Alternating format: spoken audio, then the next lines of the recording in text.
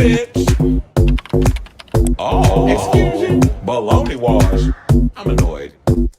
I'm just here to give my opinion and carry in. Oh, it's Chris Avalon Unfiltered, bitch.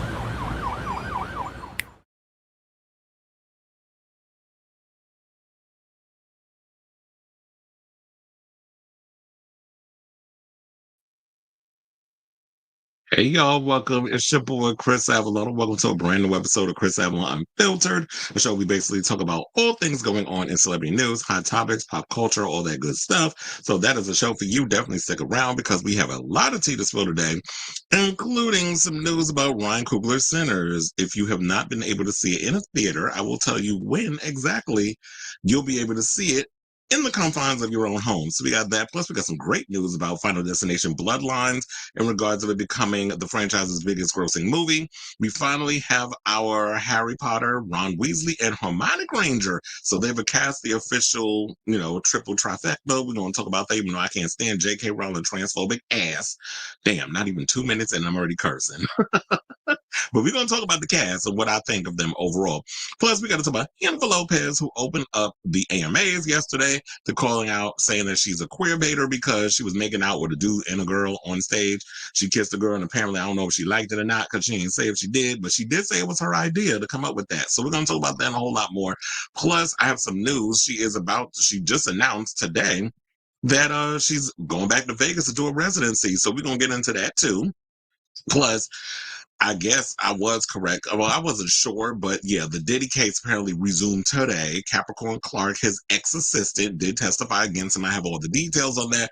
Plus, yesterday we talked a bit about Q saying that Dawn slipped him a drug and he started seeing all kinds of weird stuff going on. Well, Dawn has clapped back and says she ain't do nothing to that man. She gave him no damn drugs and he a damn lie. So we're going to talk about that. Plus, we got to talk about David Geffen's power-hungry ex-husband and his super secretive past because people from his past is spilling his tea. So we got to get into that.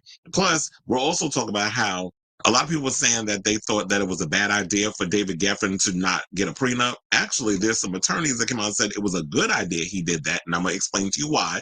Plus, let's talk about Patti LuPone's hating ass because she out here throwing shade at everybody, including her ex, Kevin Kline. She threw shade at Glenn Close. She threw shade at Kecia Lewis. And she threw shade at Audra McDonald, who is one of the most nominated, and I believe she's one of the most Tonys in her category. So I think that's probably why Patti is bitter. So we'll talk about her bitter behind. Plus, we got some drag race news, including some of the girls revealed some shady unaired reaction to Katy Perry being on the show. Arrietty was on Joseph Shepard's podcast and spilled some tea regarding she said she threw things and all kinds of other crazy stuff that we didn't get to see on camera when she was eliminated during the roast. There's rumors swirling that we may be getting All Stars, All Winners season, the second season of that, because Alaska canceled some dates that she had to be doing. So people are throwing that rumor around thinking that that's what that's going to be. We'll talk about that. Plus, Bob the Drag Queen just made history as the first Black queen in Drag Race to hit 2 million IG followers.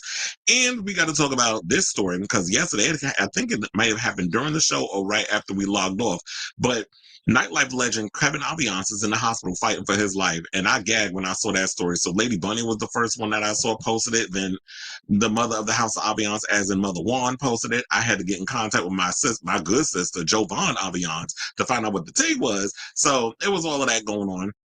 So before we get to the topics, if you could please do me a solid, hit that like button. If you are new to the channel, hit that subscribe button, and also be sure to smash that notification bell. So that way, when we go live on Chris Avalon Unfiltered. Hold on, because I gotta change something. I gotta change the headline for the Dawn thing. Apparently, Twitch is not allowing me to, So I gotta do that real quick while I'm live. Hopefully that's better. If not, I'm just gonna have to cancel the damn thing altogether. Because Twitch be getting on my damn nerves. Did they accept it? Okay, they just want me to change it a bit. So you know what? Screw y'all. I ain't got time for this. I'm gonna just remove it from the Twitch. It's just now available on Facebook Live and YouTube because I'm like, I ain't got time to be sitting here in the middle of a live trying to change things because they got a problem with whatever the hell and not even tell me what the issue is. So whatever. Y'all just lost out over there on Twitch. So anyway, um yeah, let me get into my banner and all that good stuff. Hold on, because I know I see people up in here already with the comments. I see it on the side. But the funny part is when the way I see it, it's so tiny, I can't even read it, which is why but I think I told y'all that. Let me hit my banner. Oh, yeah. So, yeah, please hit that like button. If you're new, hit that subscribe button, smash the notification bell so that way, when we go live, I will put timestamps in after the end once the live is done for those who are just going to come in later on and chime in whenever, so you don't have to go through all the banter and stuff that we go through. All right. Wait, hold on, because I just realized I got my YouTube open. I'm like, shit, I got everything open today. Chris is a mess. I was having way too much fun. The reason why I was late is because I was folding clothes. I thought I was going to be done in time because I did my laundry today, finally, after a week of just running around like a chicken with his head cut off. And so I had to do, I was like, I'll be done in time. Chill. I was 5 minutes late, damn near 10 minutes late. So yeah, I'm here. I'm queer. Get used to it. So without further ado, let's get into our first topic. And let's talk about Ryan Coogler's Sinners. So it was announced earlier today. Shout out to, I think it was like maybe 4 hours ago. Shout out to Bloody Disgusting for this news. So yeah, y'all already know I loved Sinners. Sinners is like one of my all-time favorite movies of 2025. At the top. I've seen a couple, Final Destination, Bloodlines, which is the next topic we're going to talk about. In regards of horror movies, Sinners is number one. Final Destination Bloodlines is right below it. I'm hoping that they'll be smart enough to release Scream 7 this year instead of next year.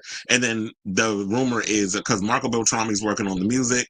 So I'm hoping that they move that to this year, like October, whatever. They're moving a lot of stuff around. And then they could start filming Scream 8 and then have that out next year for the 30th anniversary. That would make a whole lot of sense instead of y'all dumping that in some damn February.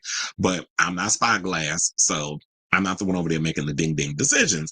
But at least the good thing is y'all can watch Sinners as soon as next week. So if you didn't get the chance to go to the movies and catch it, even though I did hear that they're re-releasing it, I'm trying to remember what date it is. They're supposed to be re-releasing it, I heard, in IMAX. And that's the one place I actually want to see the movie, just to get like the whole situation. And I know Ryan Coogler said that he has a specific print that he's given to certain IMAX theaters. And I know the one that has the print that he's been boasting about is the one in Lincoln Square. And that's usually the theater that I go to see a lot of films. That's like one of my favorite theaters in New York. So I'm thinking when it comes back out, I'll go and see if I can get a ticket to see it again, but this time in IMAX over at Lincoln Square. But nevertheless, we have a date. And so it says that The Devil's Gonna Follow You Home when Sinners hits digital next Tuesday, June 3rd, via Warner Brothers. It will be followed by Steelbook, 4K Ultra HD, Blu-ray, and DVD editions on July 8th. Now, written and directed by Ryan Coogler, who we know, of course, directed Black Panther and Creed, the critically acclaimed vampire film is among the highest grossing horror movies of all time, with a box office gross, well, I should say a global box office gross, of more than $316 million. So yes, it finally turned a profit. I know some people's out there say, oh, it's a flop. It's not a flop no more, because I knew the movie was going to make the money that it needed to make. It just needed to do what it needed to do and stop. And I wish that there's certain pundits that would stop trying to act like, movies are just, some blank little thing where, oh, it's just regular Hollywood. No. You already know that there's always a lot of pushback, especially when you're not some white male dominated type film. Anything that is other, there's always like a higher, like a bigger mountain we have to climb to get the accolades that we're supposed to get. There's still, in 2025, we're still in a series of first this and first that. We talk about it all the time on this show, which baffles the hell out of me. But it is what it is. So it says that Sinners features expanded aspect ratio sequences, allowing viewers to see both 178. I don't understand what all these numbers and stuff are. And it said, what they're talking about 1.78 and 2.76 aspect ratios as intended by Coogler. The 4K edition is presented in HDR with Dolby Atmos, True HD, and Dolby Digital Audio. options. Well, I do like the fact that he's more or less about the sound and stuff, because the audio, the music and everything really is the focal point of the film. So having the fact that it is in that Dolby Atmos True HD and Dolby Digital, because when I went to go see Sinners, I saw it in a Dolby theater, and I knew to see it there because Dolby is all about the sound, the surround sound. I knew the music was the dominant force of the film, so I wanted to be able to absorb and feel the music. When I went to go, and I took my parents to see it, and we went to a regular theater, it didn't have that same effect. So it's like, yeah, you have to see it in either, for the visual, you see it in IMAX. Although when I saw it in Dolby, it didn't feel like that.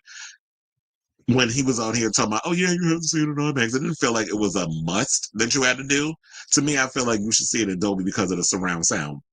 The visuals still pop whether or not it was an IMAX or not. But I guess because of some of the format and the way it was shot, he wanted to kind of, you know, exploit that a little bit. And I think that's why the budget was what it was, because them damn IMAX cameras ain't cheap. So it says over an hour and a half, it will be featured. They will have special features that includes Dancing with the Devil, The Making of Sinners, Journey with director Ryan Coogler as he makes his most personal and powerful film yet.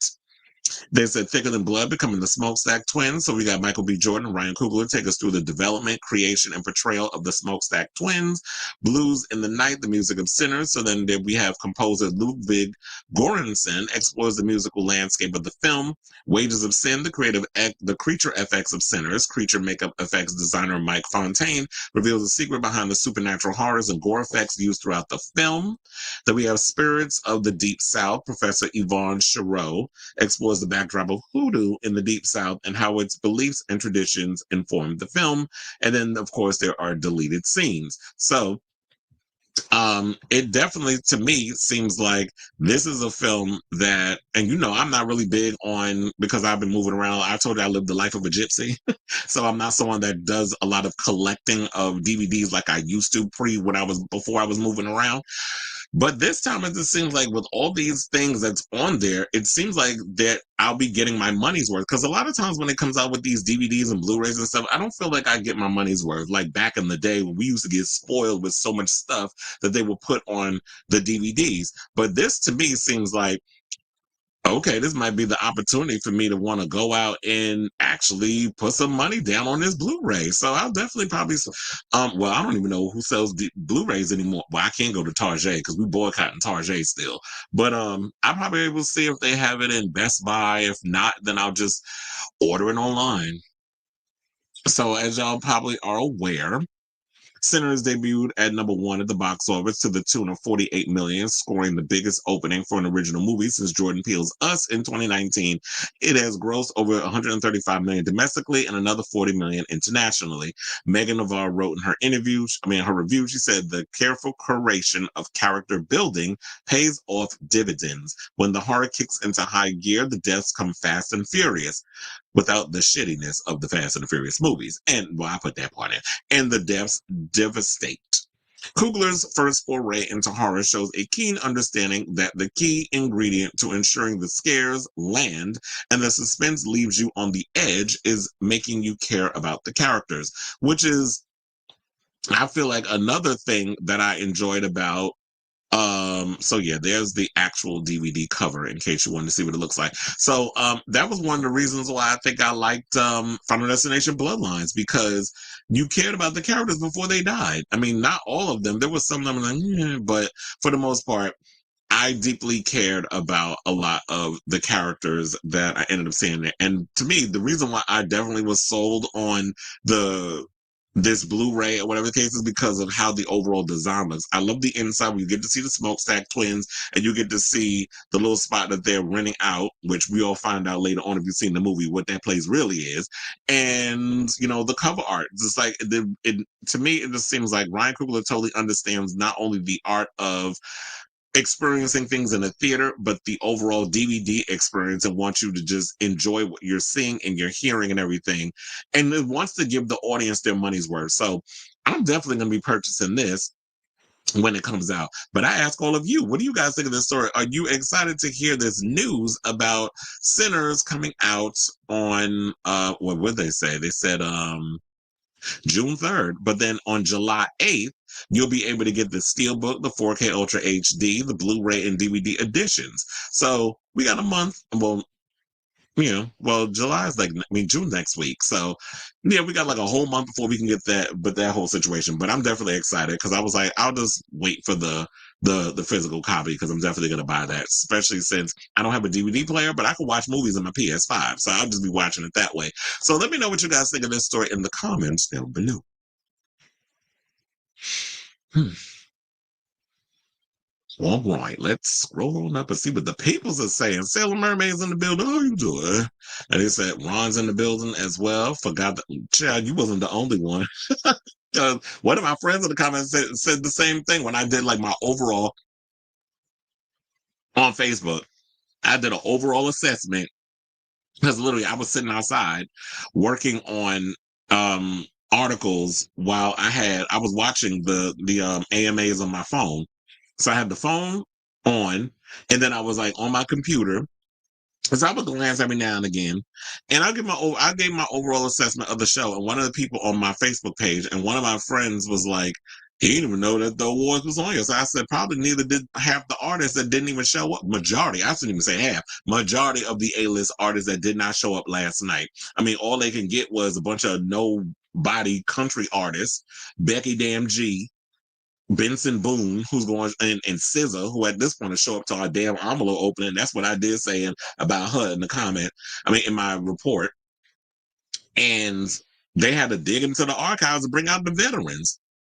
Janet Jackson, Gwen Stefani, Gloria Estefan, Rod Stewart. So, but I'll get into that. I'll break that down when we get to that story. Janet looked good. Some same old girl. Hold on, because this tea is piping hot. Even though this is some cold water. But yes, I've been saying that. Well, at least they were nice enough for to upgrade her a little bit. She went from 4 background dancers to 5. So look, she's making waves. She got 1 extra dancer. But at least she knew to be smart to make sure that them boys was shirtless. Because I'm looking at her like, girl, what the hell are you wearing? First of all, it looked like you wearing Lizzo old jeans. And then you had on that jacket. The jacket was cute. And I like the little white beater she had on. But why she looked like she had on Lizzo old jeans? And then I'm gonna just hold reserve because I'm not going. Y'all pulling me in. I'm gonna just reserve my commentary until we get to that story. But she did look good though. Shout out to her. Mm-hmm. Agreed. Today is a late left eye. Ooh, happy birthday, left eye. Fuck Chili though. I don't like that bitch. And our beloved disco queen Kylie. Oh damn, I forgot about today is Kylie's birthday. That old brainwash. See you next Tuesday. And I'm talking about Chili. They said they showed the TLC TV movie over the weekend. Patti is just. Well, we'll get to that story because the more I hear, the more that Patti LuPone opened her damn mouth, the more I dislike her. And y'all should have heard me earlier when I was reading that story and right now I was cussing that bitch out like she actually could hear me. But I'm gonna say what I said when we get to that story. Sailor Mermaid went to go see Sinners yesterday. It was definitely a good movie. So I see why Sinners got the hype well received. Well, I'm not gonna hype no movie if it's not good. Even Robert will tell you, he said, now Chris be normally doing spoilers, but he wasn't spoiling nothing. So I was like, I want y'all all to go out and see this damn movie. Todd and Julie Christie, which whatever. Their daughter was on The Masked Singer a couple of years ago. I said, just get the Blu-ray. DVD is just the movie. They put the bonus features exclusively on Blu-ray to make sure people buy it since it came out. Yeah, I'm gonna definitely buy the Blu because I'm spoiling it. Like I don't buy regular DVDs. Everything is like Blu-ray. It's like ever since I started buying Blu-rays, that's all I get. Like I haven't bought like a regular DVD in years. But usually, if I do buy anything physical, it always has to be the Blu-ray because I noticed that first of all, it looks much better, and then they give you more content. Oh wait, I think I just missed another comment. Hold on. Oh. Chili calling COVID the pandemic. I want, well, look, somebody need to slap her. First of all, you know what turned me off from Chili? Remember when she had that reality show and she came out with that stupid ass list of what she was looking for in a man? I said, bitch, and that's why your ass is single, because nobody wants to be dealing with all of that. I guess Matthew Lawrence will put up with any damn thing at this point, because who quiet as kept, who checking for him? So, I can see why her dumb, why she got with him, what he got with her. But she was insufferable. Y'all think she groomed Usher, allegedly? Because, she was way older. But then again, Usher do like him older looking. I mean, he was with Manika and gave her a bunch of, had a kid with her. Wait, is that little femme queen child that he got? Is that the one he had with Miss Manika Foster? Because I know which one. I forget the boy name, but is it Naveed? Because I know one of his children. Child. Now I know y'all. Now I'm not gonna sit up here and leave me hanging. Usher child is a big old homosexual. Allegedly, he was giving that the other day, especially when he was trying to go in on the Barbs. Y'all ain't see that little video he put out on social media? Oh, he was giving Butch. I wasn't even gonna say Butch Queen. He was giving Femme Queen. I was like, I'm just waiting for her to come out of the closet and start doing drag. But look, when your daddy allegedly ain't gonna come out and admit the stuff he was doing back in the day, I guess that's why God put it through the son. Allegedly. I love saying about allegedly. Anyway, let's move on. And let's talk about Final Destination. And congratulations to them, because Final Destination has officially become the franchise's, biggest grossing film. And I think it's been 14 years since we had a Final Destination. Well, what was that? The Final Destination, I think it was called. Which I know a lot of people said that they didn't like that movie. I don't remember it. But anyway, so basically, Final Destination Bloodlines has now hit $186,707,397 at the worldwide box office, surpassing the Final Destination's record-setting 186,167,139 worldwide total back in 2009. I was like, apparently I can't read today. Now, what's most impressive here is the fact that Bloodlines has only been in theaters for 2 weeks. And that was like, it came out May 15th, where the numbers sure to hit a massive 200 million milestone in a couple of weeks. So, for the sake of comparison, here's the franchise's total worldwide numbers. So now, Final Destination, as in the first one that came out in 2000, made $112.8 million. Final Destination 2, which came out in 2003, made $90.9 million. Final Destination 3 in 2006 made $118.8 million. Wait, hold on. First of all, how is it that Final Destination 2 did less than 100, and then the original Final Destination and the Final Destination? It's like the lowest grossing out of all of them. And here's the thing. Final Destination 2, in my opinion, was my favorite one. I love that. First of all, we ain't never looked at logs on a truck the same way ever since that damn movie. So how the hell that movie make the least amount of money? And T.C. Carson was, what's the name from Living Single, was up in that movie. But I like Final Destination 2. I expected to make more than that, but whatever. It is what it is. That's the number. So now Final Destination 3, as I said, made $118.8 million. The Final Destination, sorry. I think that was Final Destination 4. So the Final Destination is Final Destination 4, which came out in 2009 with $186.1 million. Final Destination 5, which came out in 2011, that was the last one they came out with, was $157.8 million. And Final Destination Bloodlines, as I stated before, $186.7 million. Now, Final Destination Bloodlines is also currently the second highest grossing horror movie released here in 2025 because, of course, like I said, it's behind Sinners. But what I said before with Sinners was Final Destination, even though I did put it behind Sinners because Sinners resonated so much with me, those are like my top 2 horror movies of the year. And I'm sure with all these other films coming out, like I heard that, damn, I always forget the name of the movie, but the directors that did the film Talk to Me, they have a new movie out. Everybody's saying that horror movie is good, but I don't know why they dumped that around the same time Memorial Day weekend. Like, it got, like, you put that out up against Lilo and Stitch and Mission Impossible, like, that made no sense. Horror movies should not be released in the summer unless, A, there's no competition. It's something similar to, like, Sinners, Final Destination Bloodlines, or because it needs to be released in the summer, I Know What You Did Last Summer. Like that would make more sense, but I don't know why y'all release like these little small independent horror films in the summertime. It makes no sense to me. Y'all could have just dropped that like in August, September, or maybe even October. So that one, I'm looking forward to. Weapons. I'm hearing that's another good one too. So I'm sure that I'll be having like my little top 10 list. I'm considering doing that too, of my favorite horror movies of 2025 when we cross that bridge. So um I'm actually excited about this. We did talk about yesterday that there was a story that went around about a woman who was in Argentina that went to see this movie, and the ceiling basically collapsed and hit her in the knee. And she said it was luckily for her, she was leaned a little bit forward, so it didn't hit her in the head, but instead it hit her in the knee and stuff. So yep. So I want to say, you know what? Congratulations to Final Destination Bloodlines for being the success that it is, which basically means what? We're getting another one. Y'all already know what's coming. But I just hope that even though they waited damn near 15 years between films, and I loved Tony Todd's speech, which I heard was improvised. One of the things I will say is that if y'all do come up with an idea for another one, please don't rush it. Like if the story, like just kind of keep the momentum going with like this one. Y'all waited until y'all had a good story. Y'all had an interesting idea. You had some really cool, thought out, meticulous kills.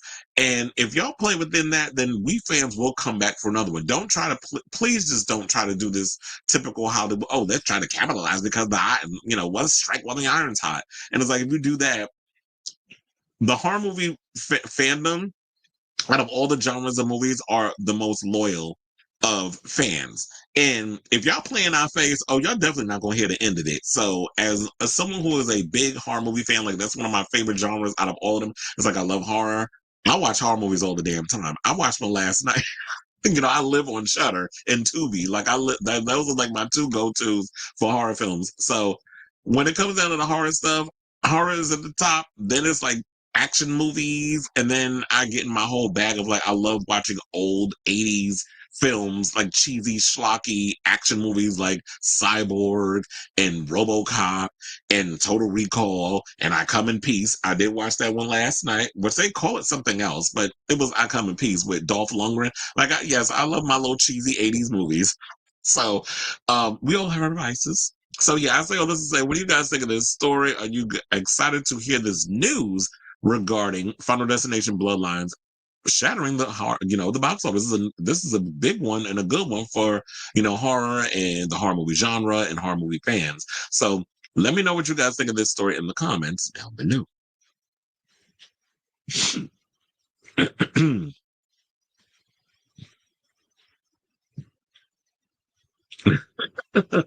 It ruined my love for Prince Albert, and I found out Richard Harmon likes Richard Harmon. You want to know something? I hate to say it, but even though he was such a dick in that movie, I was like, okay, cutie. I don't know. There was something about him. He was a little weird. But he was like one of those like sexy in like an off kind of way. But yeah, that Prince Albert scene, I cackled when that part. I was like, okay. He said, I like Bloodlines. It was a different take on death coming after families. Yeah, that was like, because it was different because it was like, yeah, you're not supposed to be here. So therefore, you've been able to spawn generations and procreate and have a whole family. So now it's like, y'all technically not supposed to be here because your mama is supposed to be dead. Even though she was pregnant when we found out, when she got engaged and everything, on top of the little needle restaurant thingy. And she was pregnant, and it was just like that was going to spawn a whole. It's like, no, you wasn't meant to be here. So not only did we kill your grandmother, but we got to kill all of y'all because y'all not supposed to be here. You wasn't supposed to have a kid. The kid not supposed to spawn a family and all that stuff, so on and so forth. So I did like the whole idea and how the mother was, they thought she was crazy, and it kind of went into this whole Linda Hamilton doomsday prepper type thing and caused this strained relationship with. So I did like that whole idea. So it'll be interesting to see which direction they'll go with. And yeah, I loved Tony Todd's speech. That was another one because I was surprised when I heard that was improvised, because I was like, they probably saw that he was sick and it was like, if there's anything you want to say to we'll just let you kind of just go with it. But if they do come out with a Blu-ray on that film, I need them to explain that whole situation because I would like to know the real tea behind that. My favorite was Final Destination. Yeah, the roller coaster one was good too, but I'm just surprised that the second movie was the lowest grossing. I'm excited for I Know What You Did Last Summer. I need Scream 7 in October. I'm pissed Marco wasn't even asked to score the Radio Silence era. That's pissing me off. Scream is Sydney and Gail. I heard that Scream 4 he said was his least favorite film to score. I wonder why. But they do need to move up Scream because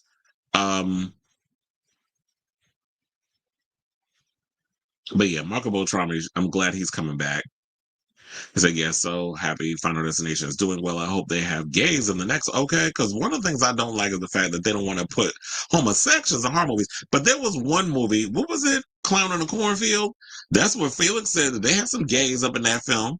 And people were, having, I was like, okay, well, y'all gonna have to get over it. Because one of the things is the queer community is very much prominent in supporting horror films because we see ourselves in as the in the outcasts and the others that's in that film. So if a lot of you uptight breeders have a problem with seeing same sex characters in the horror genre, y'all just gonna have to get over it because in some way or another, even in the undertones, there we've existed even back to the days of like the old Universal monsters and all that other stuff. There's whole documentaries on it. I think Shudder has it, the documentary where they broke that down.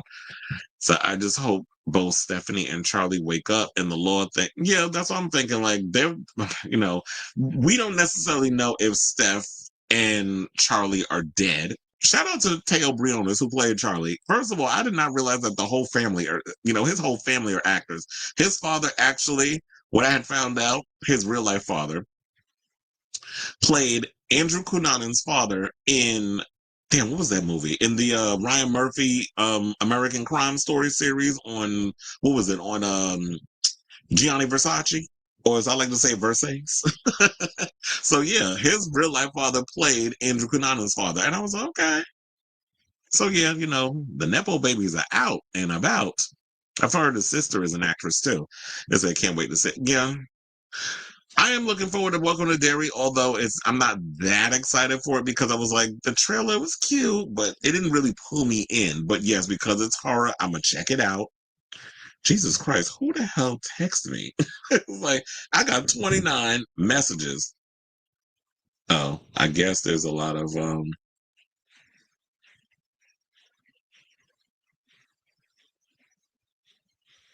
Oh, I think there's wait, hold on. I'm not getting all caught up in this stuff. I have to look all that up later. There's a lot of messages going on. Um I saw comments that they're tired of horror films and want feel good films. Hallmark movies only good. Who said they want feel good? We don't care about y'all. First of all, if people want to feel good movies, then y'all need to come out and support it. And if the numbers and the money was there, Hollywood would put money behind it. So they're not.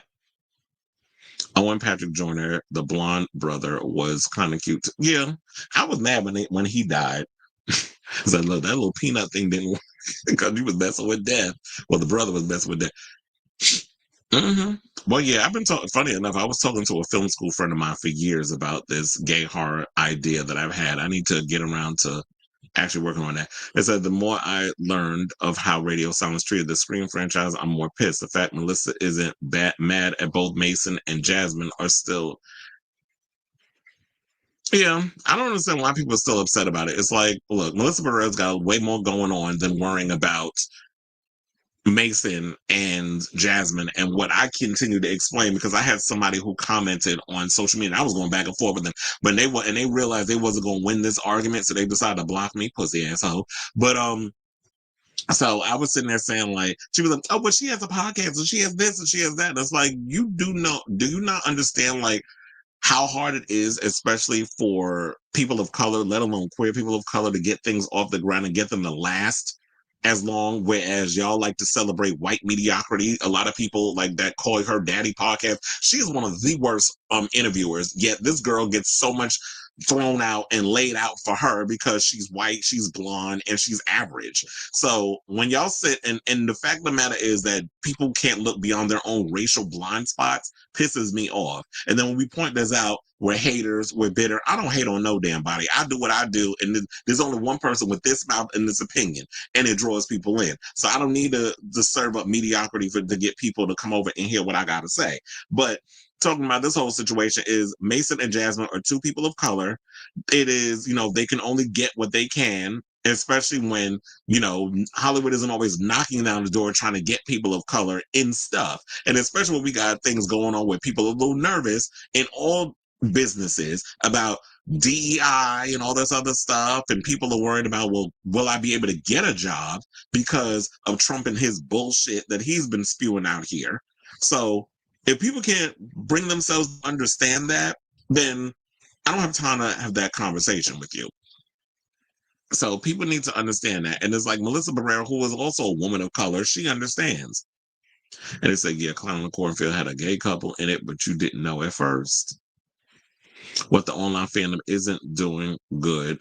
Well, as I said, that the online fandom isn't doing good because Melissa accepted it and they're attacking the wrong people. Because, well, what I said is that they can't get a hold of Spyglass. So the easiest thing that they can do is go after celebrities because they have a face. The people who own Spyglass don't have a face. They don't know what their social media handles is, if they even have social media handles. So they can't go in and hit them with all kinds of hatred or whatever. And it's like all the actors can do, unfortunately, is ignore the haters. Just don't pay them any mind. It's like RuPaul said, unless them bitches are paying your bills, pay their ass no mind.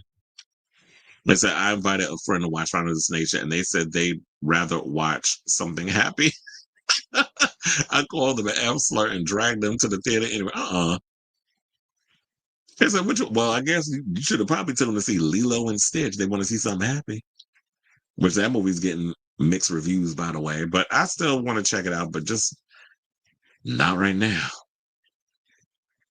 All right, y'all. Now, speaking of problem shows or whatever that I'm kind of like on the fence about, but probably gonna check because we did talk about earlier with HBO with Welcome to Derry, and me not necessarily sure if I want to check it out, but I will check it out of curiosity. There's another one.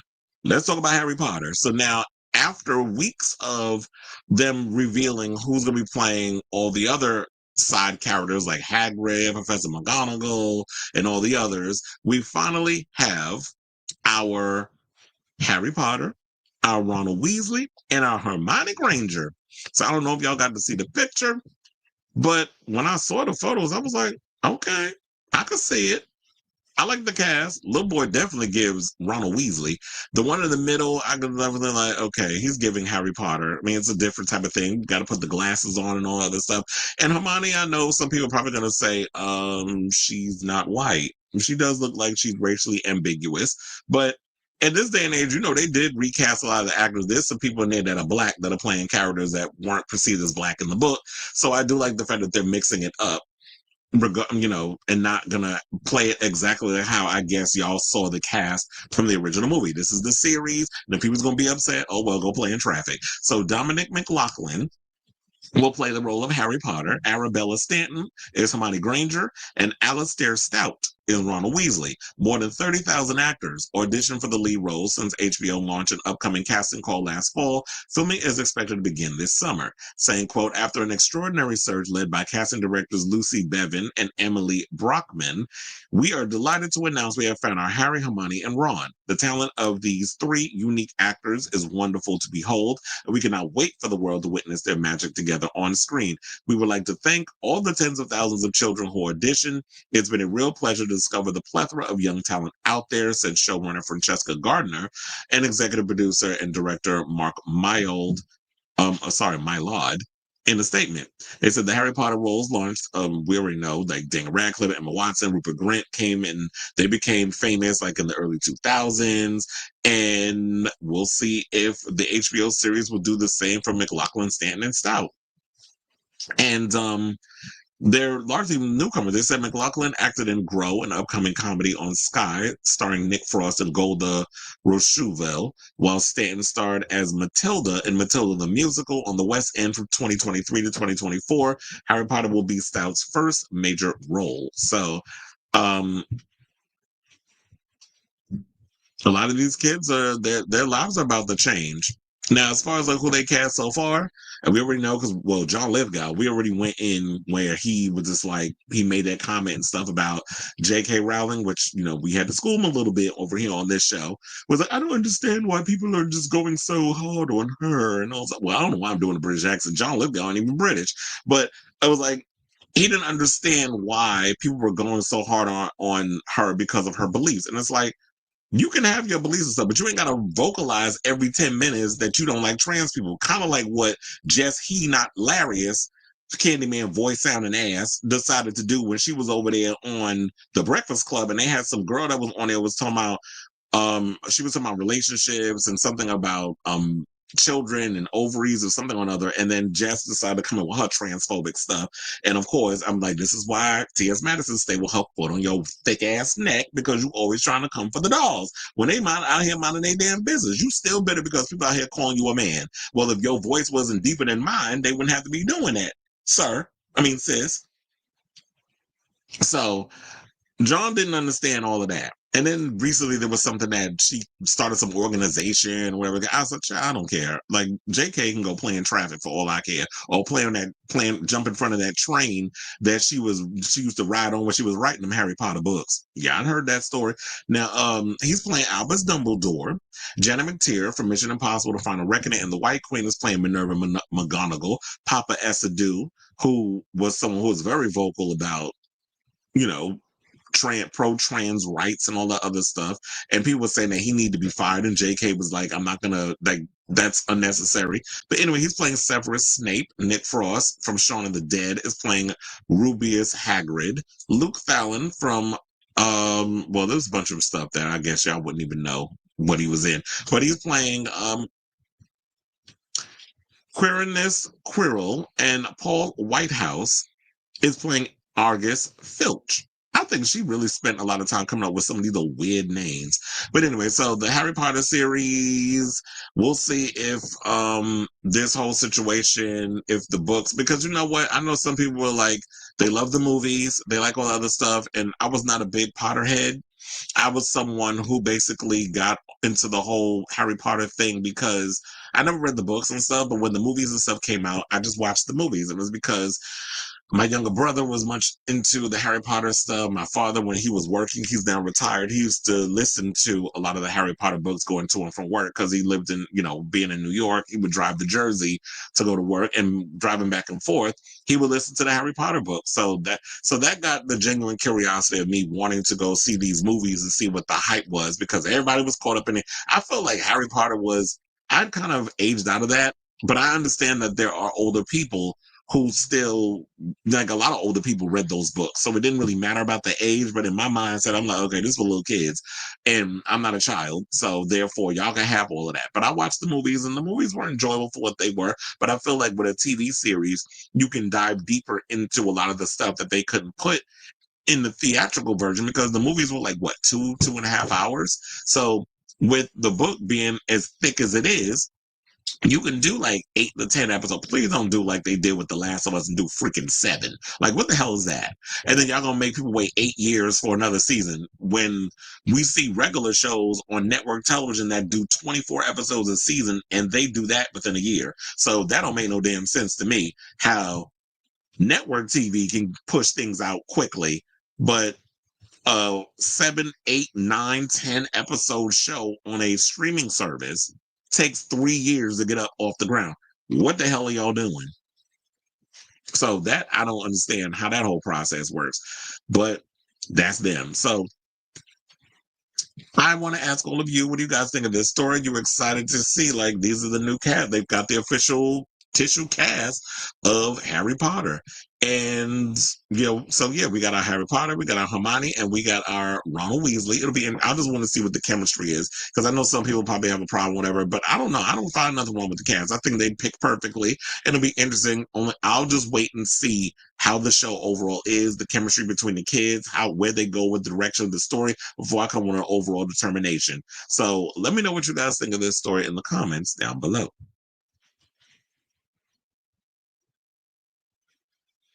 Hopefully the Harry Potter series is a lot more diverse. It seems like it is based off of the characters, because some of the people I'm like, yeah, it is diverse. And then plus on top of that, it's funny how they hired someone who's not British to be one of the big characters. Like, you have John Lithgow is not British, he's American. So it'll be interesting. You said hopefully the Harry Potter series is a lot more. Oh yeah, I couldn't watch the movies because they were so up. And that's what I think I like about the film, is that, I mean, the series, that they are diversifying the cast. Like, Papa Essadue is black, so we'll see. And Hermione did not look like she was a white girl. She was giving racially ambiguous, which works. Never was a Harry Potter fan. I remember being in middle school, my teacher would play the audio cassettes. Not you falling asleep. Okay. He said I actually sounded like John Lithgow. But I've seen enough of his damn movies. All right, y'all. Let's move on. Let's talk about Miss Jennifer Lopez, who performed last night and opened the show over there at the AMAs, which I did find hilarious, because some of y'all were just like, and not only on here, but on my other social media platforms, that I didn't even know there was a AMAs happening.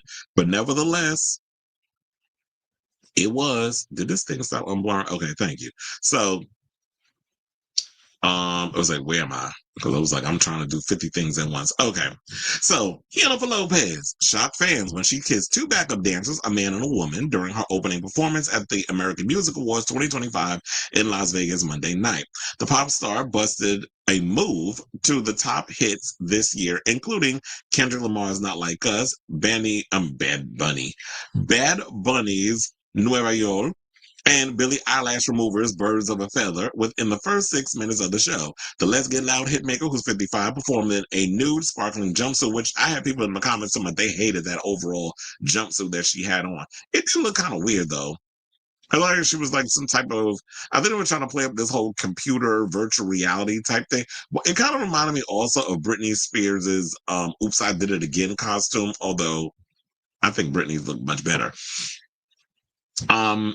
So yeah, she performed in a new sparkling jumpsuit. She wore her signature honey blonde hair, sleek and straight for the performance.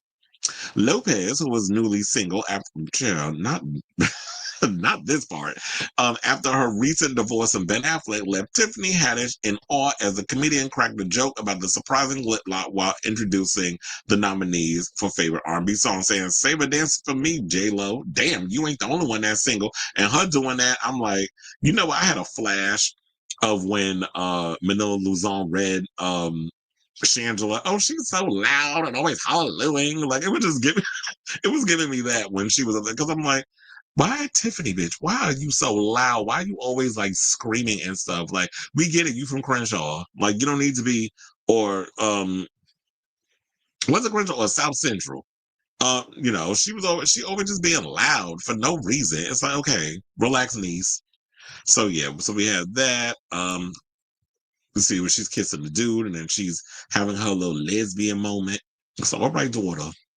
But she said, when I read the article, she said that it was her idea to come up with the kissing sequence. I wonder where was the point in the performance where she ended up getting like the little black eye and a scratch on her nose. It probably was around the time when she did the sequence when she was performing the Bad Bunny sequence. I'm thinking that's what it was, because that was the most where she had the most intricate of choreography. I don't know if y'all seen the performance, but they were throwing her around and flipping her and doing all kinds of stuff. So I'm thinking that had to be the scene where she got the little black eye and everything, because I'm like, that was the one where there was the most contact and the craziest of stunts that she had to pull during the performance. She so they said that oh yeah, so speaking of that situation, she did thank plastic surgeon Dr. Jason Diamond for stitching her up, saying, "A week later and a whole lot of ice, I'm good as new."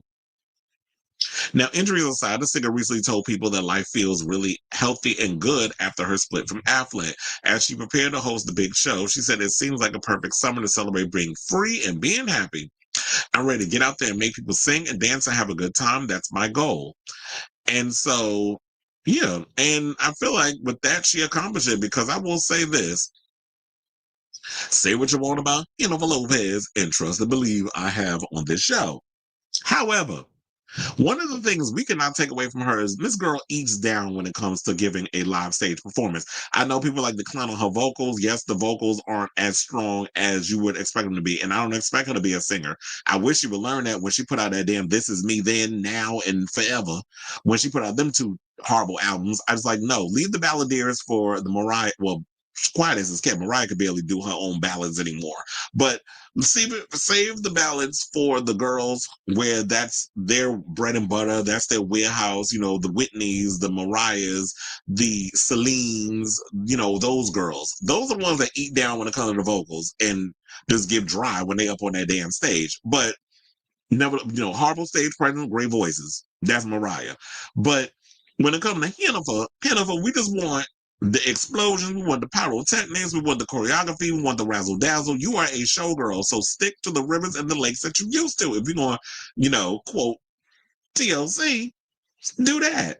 And I even said that she need to stick with a residency. And Miss Mamas must watch this damn show because she did announce, and I'm gonna get to that in a second, she is going back to Vegas to do an up all night residency. I think that's what she called it before, but I think she's bringing it back. But anyway, my overall thoughts on the thing was this: now, Jennifer, it do feel like that you was a bit or jumping on the making out with your dancers stunt bandwagon a little too late, especially with the same sex one. And people did accuse her of queer baiting. I don't know. Can we accuse her of queer baiting when once upon a time, not long ago, and that would be like 22 years ago to be exact, when Madonna actually asked Jennifer to be a part of the Hollywood remix. When she got up there and performed with Britney and Christina, it wasn't supposed to be Christina. I think Britney was always at the top of the list. Child, you know what? As much as I love Christina always going to be, always the bridesmaid, never the bride when it comes to the pop star landscape. I don't know why that. Maybe it's her attitude. Maybe that's why it is. Because ex-Tina had a reputation. Ass Pink and a bunch of girls that was of her, demographic, or her peers, I should say. But we've seen this time and time again. But then again, like I said, 22 years ago, Madonna did want J-Lo to be a part of the whole Hollywood thing with her and Missy Elliott and Britney. But because of scheduling conflicts, I believe she could not do it. So we had found that out, that Jennifer was one of the girls that was asked. Now, we've seen some of the other people do it. We've seen Lil Nas X make out with his dancer at the EBT Awards. We've seen Adam Lambert do it with his male band member, which got him kicked off the AMAs and never asked that. Trifling asses. So y'all got a problem with Adam Lambert, but y'all don't got a problem with 2008 Jennifer. Make that make sense. And then we had, who else did it? It was Bad Bunny. Didn't Bad Bunny make out with one of his male dancers? So that was another one too, when they accused him of queer baiting. Although I do think that if you give Bad Bunny some not Tito's, not Tito's, yeah.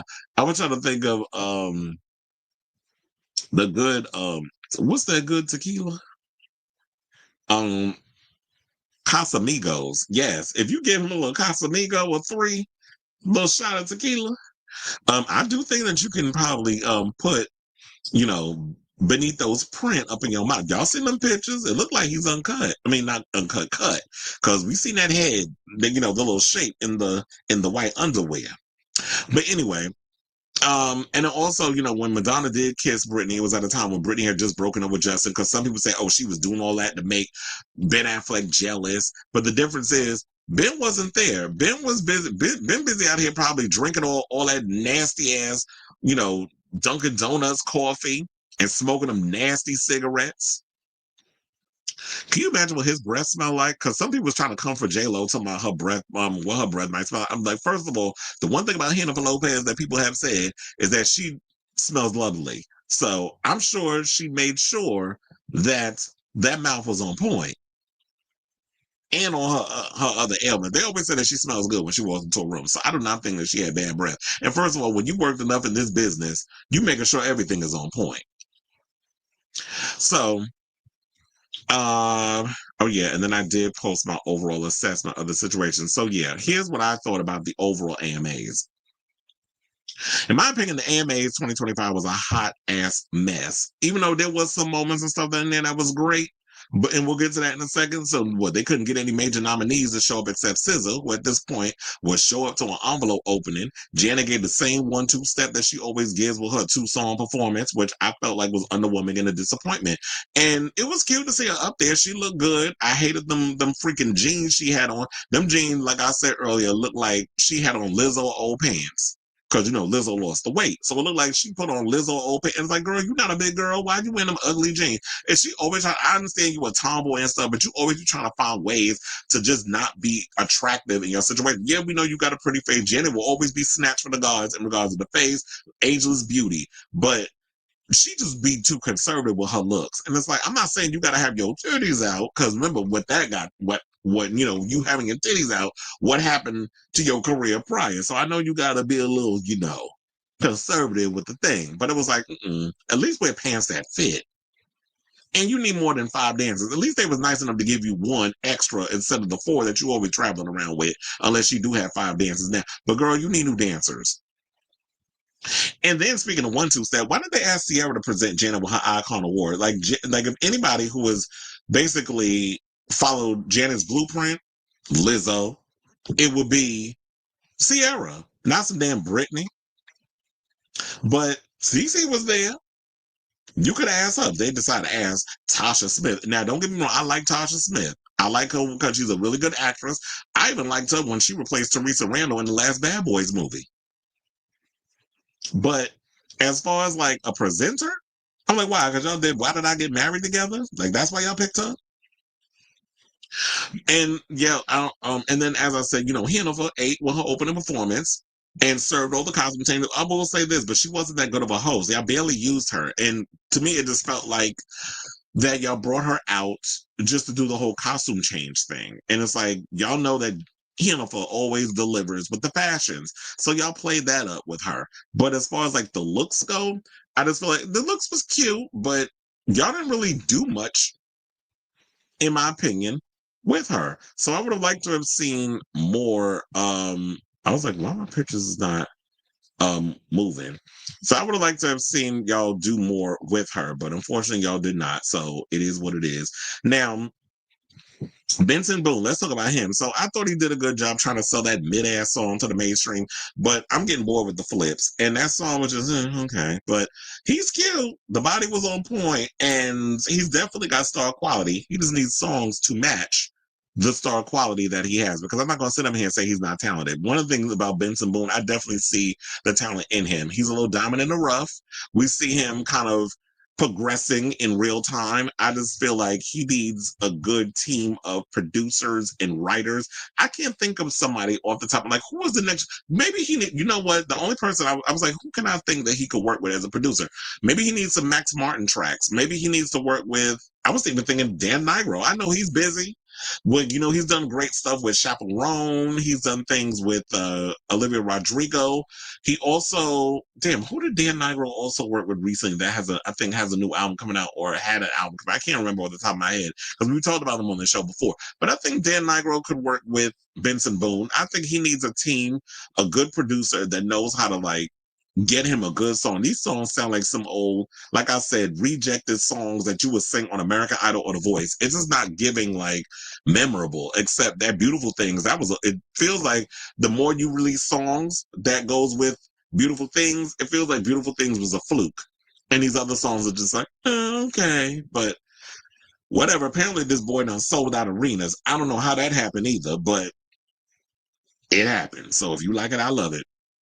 Now, here was another thing that had me scratching my head. How in the hell did Eminem win Best Rap Album over Kendrick, Drake, and Tyler the Creator?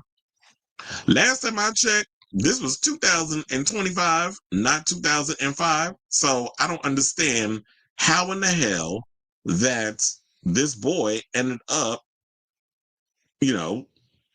getting those accommodations. Like, how did Eminem win over those nominees? That didn't make any damn sense. So They should have won that. And I will say this: I like Gloria Estefan and Gwen Stefani's performances. Gwen Stefani, yeah, was like she sang that new song, and then her husband called that a hit, which I did cackle at. I was like, yeah, where? Because there was no, I don't know anybody that basically would call anything from Bouquet a damn hit. But if you like it, I love it. Now, shout out to Beyonce, because Beyonce did win some AMAs. Also, I heard that Billie Eilish won every category, and they didn't even show up. We know that I think is Billie Eilish on tour still. I don't remember, or did she start up her tour, or is she done with her tour? I don't know. A lot of the mainstream people did not show up. Kendrick wasn't there. Eminem didn't show up. Beyonce wasn't there because she's doing the Cowboy Carter residency at the stadiums. So she wasn't there. I know the white folks was pissed. Now, speaking of people that was pissed, shout out to Shabuzi, because that side eye that he gave to Megan Maroney, I cackled, because she said on the teleprompter somebody about some 1920s folk group, the Carter family, practically invented country music. Now, unless you talking about Beyonce Giselle knows Carter, I don't know what other Carters you talking about, because ain't no way in hell anybody named June Carter, Cash, Johnny Cash, or anybody from the Carter family invented any kind of music called country, let alone folk. We already know the roots and the foundations of where folk and country music come from. Y'all tried it. It was cute. Y'all, and shout out to Shabuzi for his side eye and the cackle, because he did that. He followed it up with a cackle. So I had to laugh at that. And I'm glad that the media and everybody caught on to it and has been talking about it. And I'm talking about it because it's like, y'all sit up in here with you saltines that come out here with your little white tears trying to culturally appropriate and still want people to believe this mess. Y'all go ahead and do it. If you feel like that y'all are eating because y'all helping Morgan Wallen become a thing, then y'all can have his boring ass, because we don't care about it. The rest of the world don't care about him. And good luck trying to get him to do any places outside of a red state, meaning that he can get on a plane and go to the UK or Florida or Paris or Germany. Do they listen to folk music and country music? I doubt he'll be able to sell any kind of records over there. So let him stay in little Nashville, let him stay in his little Alabama, let him stay in Florida and all those little places, see if he can accumulate some of the same money that y'all been talking about with the streams that he can make financially. So if y'all want to sit there and continue to appropriate things for your own financial gain, y'all can have it, but we know the truth too. Now, I do feel like at the end of the day, it is time for the AMAs to sashay away, because if you can't even get Taylor Swift to pull herself away from a Memorial Day barbecue plate, and some of the biggest nominees that show up like Billie Eilish, Ariana Grande, Kendrick Lamar, Beyonce, and the lot, then what's the point of this show when some of the biggest celebrities don't even care to show up? I mean, yeah, you got Janet Jackson, but what y'all promise her? $2,500 and some lemon pepper wings. I had to throw that joke in there because that's what T.S. Madison said. That's what Kaya got paid to perform at DC Pride, which shout out to Milan Christopher, because he said besides that snafu and whoever greenlit that mess of having Miss My Neck My Back performing for the the self-hating homosexuals at DC Pride, he said DC Pride was lit, that every other part of it was great, but DC Pride, we're going, and Young Miami, it was a job, that part. So, yeah. Oh, and before we get up off the line, because, I wanted to give my overall assessment, I do want to big up Miss Jennifer Lopez, who has been able to secure another Vegas residency. So I want y'all to see that. She announced that over on her IG, where she basically said the following. They said that she will kick off the residency in December of 2025 with a week of dates leading into the new year. The run will begin on December 30th and include shows on December 31st, January 2nd, and January 3rd. After a brief break, the residency is scheduled to resume on March 6th, with shows planned through March 28th. General sale for the live shows begin on Friday, June 6th at 10 a.m. So we have that. And she said, yeah, surprise, J Lovers, we're back. I'm doing a residency in Las Vegas. Join me for Up All Night live in Las Vegas at the Coliseum at Caesar's Palace. This is what she wrote on IG. The Up All Night residency marks her first since performing 121 shows. Okay, so it was the All I Have residency, because I was wondering, did she say that? Oh, wait, is the Up All Night residency basically the Up All Night concerts that she's doing internationally? And I did say that. I said, you know what, Jennifer, your people are smart, because I remember saying that You know what? Because people aren't 110% trusting in you doing arena tours, especially when you try to sell it off that last album, which nobody else for quarters is skip.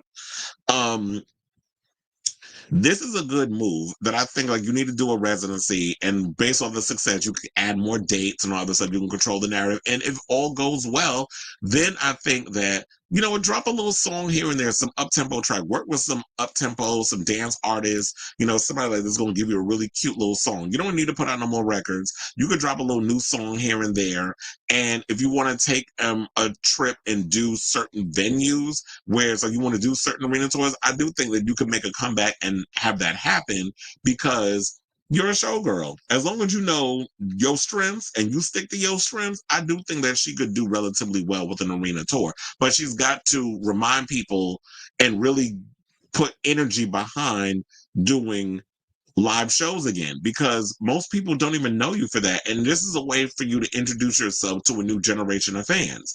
So I think she's on the right track with this whole situation. So yeah, from December 31st to March 28th, she's got this residency.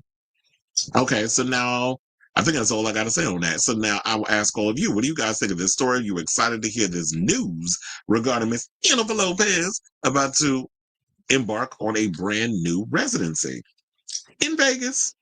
Because a lot of people was a little worried that she wasn't going to do a residency or they weren't going to see her in the U.S. because I'm going based off of what her fandom was saying because they were saying all these overseas shows were happening and she wasn't going to do a shows here. But I think she was secretly working on negotiating some sort of deal. And it looks like the deal is in the form of a residency. So let me know what you guys think of this story in the comments down below. Hold on, what is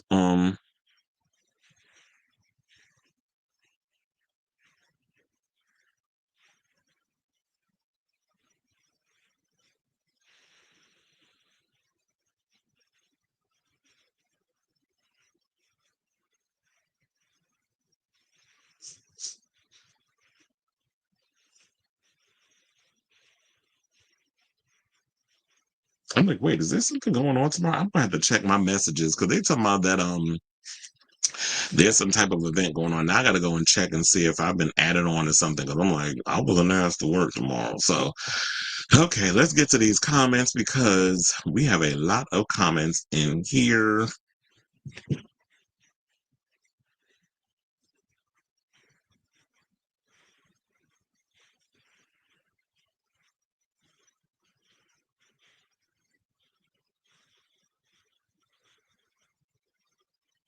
Because I'm hearing that it's supposed to, I think it's supposed to rain tomorrow.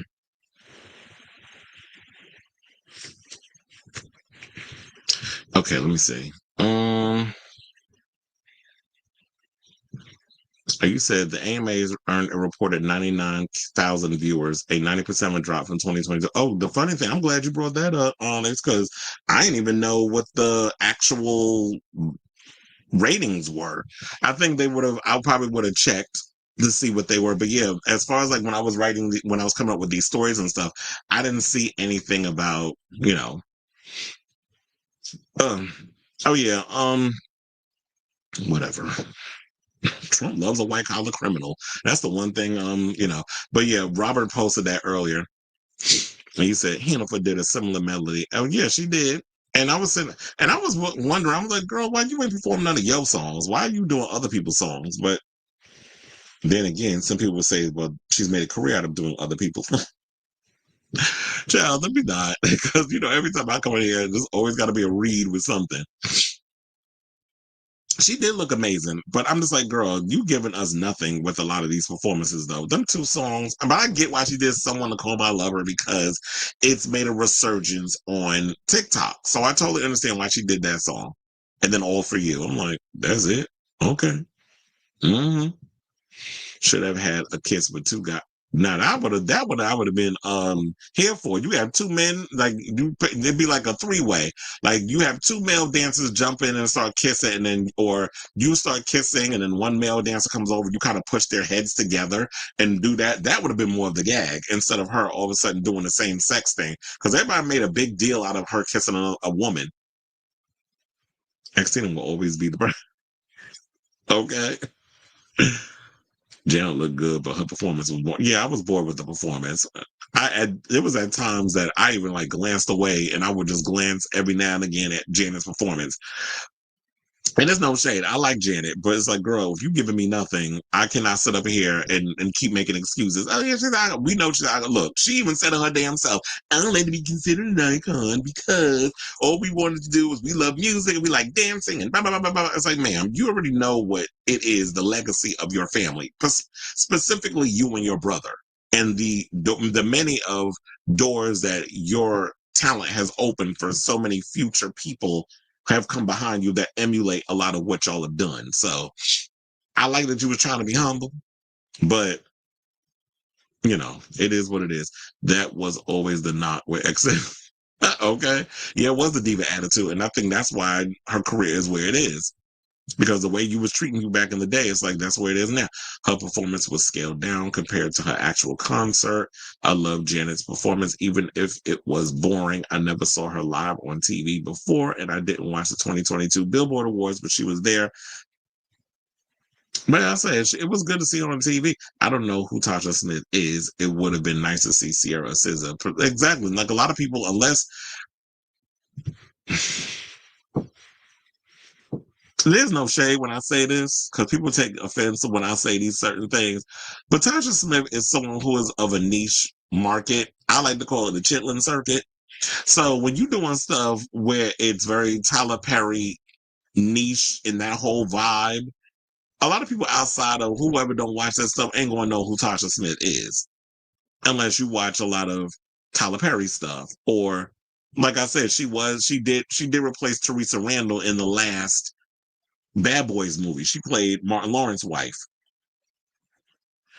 Yeah, she was in line. That's why I said I think that's why they picked her. She played Angela the Crazy Loud. Well, how's that different than any other role she plays? She always screaming at some damn body. The award shows are dying. They're just exactly. And I think that's what it is. I think the problem is that the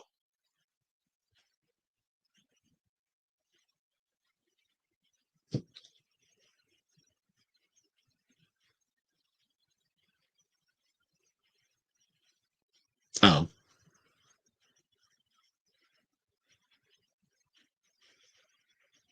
hold on. Sorry, y'all. Okay, let me stop reading messages because I'm like, it's work stuff. Okay, so that is yeah, I agree with you. The award shows are dying. I just feel like maybe people just don't care about the American Music Awards. I don't think the American Music Awards has a cultural impact. I think because the American Music Awards have always kind of been conservative, country music leaning with a lot of the vibe and stuff over there. So the mainstream, the big artists are not going to come out. Like I'm still side-eyeing the fact that how the hell did, and I like Eminem, and I grew up listening to Eminem. I was a big Eminem head back in the day, but we all know Eminem does not have the same cultural impact that he had back in the day now. In 2005, yes, but in 2025, how the hell has he beat Kendrick Damn Lamar and Tyler the Creator? Which sidebar, I know he is coming to the Garden for 2 nights in July. I have a feeling that I'm going to work one of those shows, if not both. But I'm really looking forward to that show. He said they've been clowning Benson always. I don't know how Benson's voice would sound against an electronic beat. David Guetta said he did. Oh, where was I? Oh, and yeah, that would be interesting. Maybe. You said I like Gloria. Well, we know Gloria Estefan is not a dancer. Gloria Estefan got up there. Come on, shake your body, baby. Do that conga. She came up there and did what Gloria does. But which she has the band, she sings her songs, she shakes her shimmy. So we don't expect full on what Jennifer Lopez was giving from her. We expect what Jennifer Lopez was giving from Janet. Janet's still giving the same thing. At least Jennifer switches it up. So I'll give her that. But Janet is giving the same thing. I was like, girl, come on now. Like if you bored performing, like stop doing it. Oh, okay, so she is on tour in Europe. That's at one of Janet's dances I could see all the time is Denzel. Oh, okay. Well, look, at least I forget. Did somebody say that here, or did they say it? Oh, were you the one that said? At least Janet was smart enough to make sure her men was shirtless. You said Gwen and Blake Shelton performances were pre-recorded with disappointment. They weren't even there. I didn't even know that she was. I thought she was there. I guess maybe I wasn't paying attention because I glanced over and all of a sudden she was in a damn cornfield singing some song and then got up and sang The Sweet Escape and Holla Back Girl. And I'm like, yeah, that's the Gwen we like. That new stuff, she could pay it. Like, we don't want that. I listen to the Carter Family, and a lot of their songs are covers. I love listening to the Appalachian folk music, but they're not. Yeah, so for them to say that, I feel like y'all were trying to be cute with that little comment as like a snipe to Beyonce. But you can't. If look, as I always say, you trying to snipe Beyonce with that comment. If a tree falls in the forest and there's no one there to hear it, doesn't make a sound. So I don't think Beyonce cares enough on whether or not y'all gonna sit up here and talk about, like, who cares about the American Music Awards? I only watch it because of media. So if you tell me that all they do is covers, how are they the pioneers of something if they ain't writing an original damn song? Just learning Tate McRae coming from Alberta, Canada. Well, makes a whole lot of sense why she does what she does. None of the 10 artists who were nominated for okay. And that was another sad part too. Don't forget the shade they threw at Miss Tay Tay for not showing up. And it was like, yeah, because at this point, like SZA, Taylor Swift will show up to an envelope opening. She comes to every award show. And if she couldn't pull herself away from a plate of food at, where she, what was it, at from Memorial Day weekend, then what does she need to, like, if she doesn't show up, then nobody cares about the show. So I wonder if she'll sell all the dates. I think she will. I think it's because, you know what, for is a Vegas act, we'll be talking about it if she don't. But I do feel like Vegas is a safe bet for her. Now the real worry would be because tourists are not really coming into this country because of the idiot in chief. So it'll be interesting to see if they'll if she'll be able to accumulate and bring in the people, because the tourist attraction of Vegas is a little scarce right now. So, if it calls her fans J lovers, like Kylie calls her fans, she been calling them. I remember that she has been calling them J lovers. I don't know how long, but she's been calling them for probably from the love question mark era. I think is when she started calling them that. A jab I will throw at Janet is how the AMAs gave her and Rod Stewart Icon Awards while they're both currently down the street. Okay. Okay. And is it me? I mean, I don't want to windmill too hard on Rod Stewart because he's older, but the voice was not there. When he was singing Forever Young, it sounded like he was talking instead of singing. But I get it. He old. He gonna be out there singing to probably like he closes his eyes and gets buried in the coffin like Elton John. So, but it's sad about what happened to Billy Joel, where he can no longer perform, I guess, because he's got some type of brain disease or something or another they were talking about. And yeah, because he was supposed to actually come to my job and do a stadium tour, but for the New York, I think he was doing Yankee Stadium and City Field, but it's not happening now. Business Insider says something I agree with. Taylor is enjoying life and Travis while she can. Exactly. I feel like look, she's giving people enough. Y'all had the torture poets department. Yeah, she don't need to be out here overworking herself.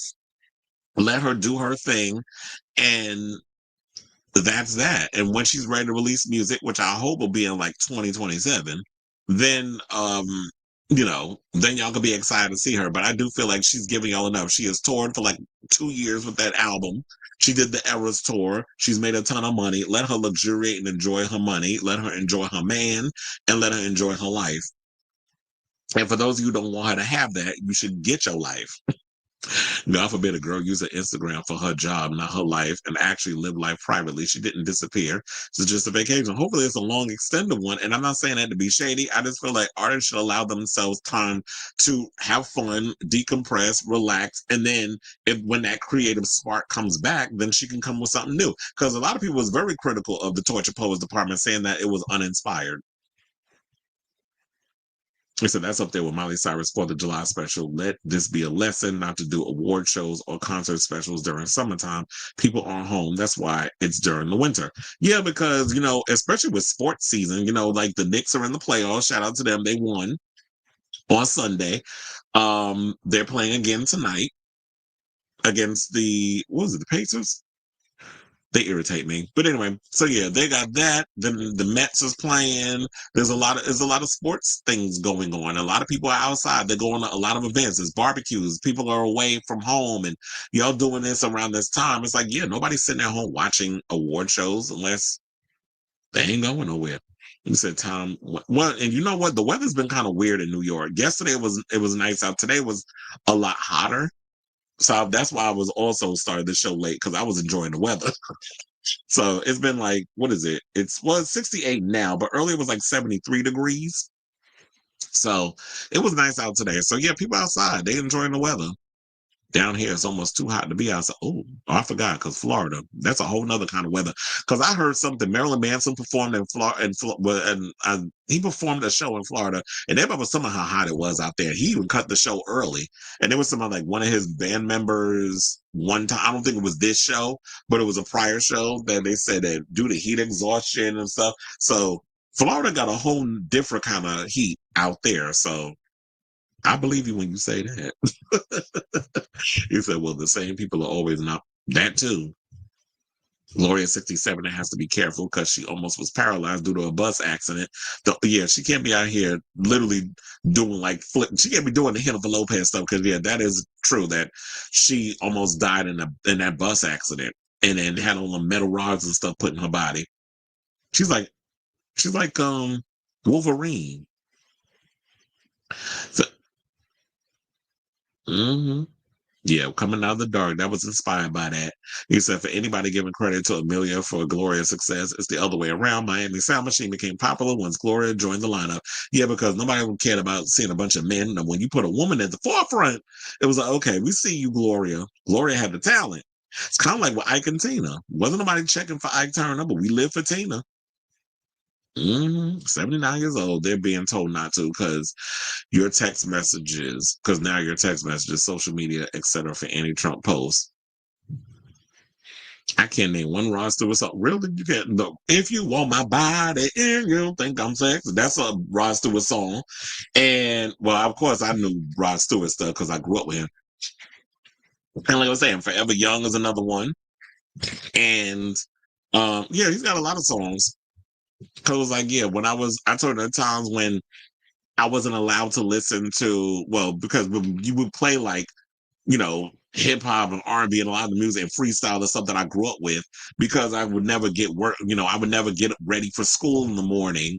And the music was, my mother was like, okay, now I'm gonna put on Light FM and y'all gonna listen to, all this other stuff, Crystal Gale and Rod Stewart and Elton John and all that other stuff, and thought that was gonna get us ready or whatever. But it was like, it was opening my eyes up to different genres of music, which I think is where my music knowledge came in. So secretly, she thought she was not doing me a favor when she was, especially when you're someone who likes music. Not 91 degrees. I'm not looking forward to 91-degree weather this year because I already know summer kicks off next month. So I hate the humidity. I'm still going back and forth on whether or not I'm even going to do Pride this year. It's just a lot going on. It's like Swifties were expecting an album announcement, and oh yeah, that was that too. Because they were talking about what was it, Reputation? They thought it was going to get the re-release of it or something or another, like the Taylor's version, and they didn't get it, and so they were upset. I'm like, okay, y'all need to go outside and touch grass. That's why I don't do the amphitheater during summer, April and October. Yeah, I don't like those outdoor things. And can you imagine working it? Because I am working Post Malone show next month, so that's going to be outside. I just found out last night. Do you think I'm sexy? Is a no, that is a Rod Stewart song. So you thought it was a Paratone track. I forgive you for that. It happens. Like I said, my favorite Rod Stewart song is called the Motown song. It still makes you cry. I don't think I know that one. Or maybe I would know it if I heard it. But y'all already know I'm horrible with titles.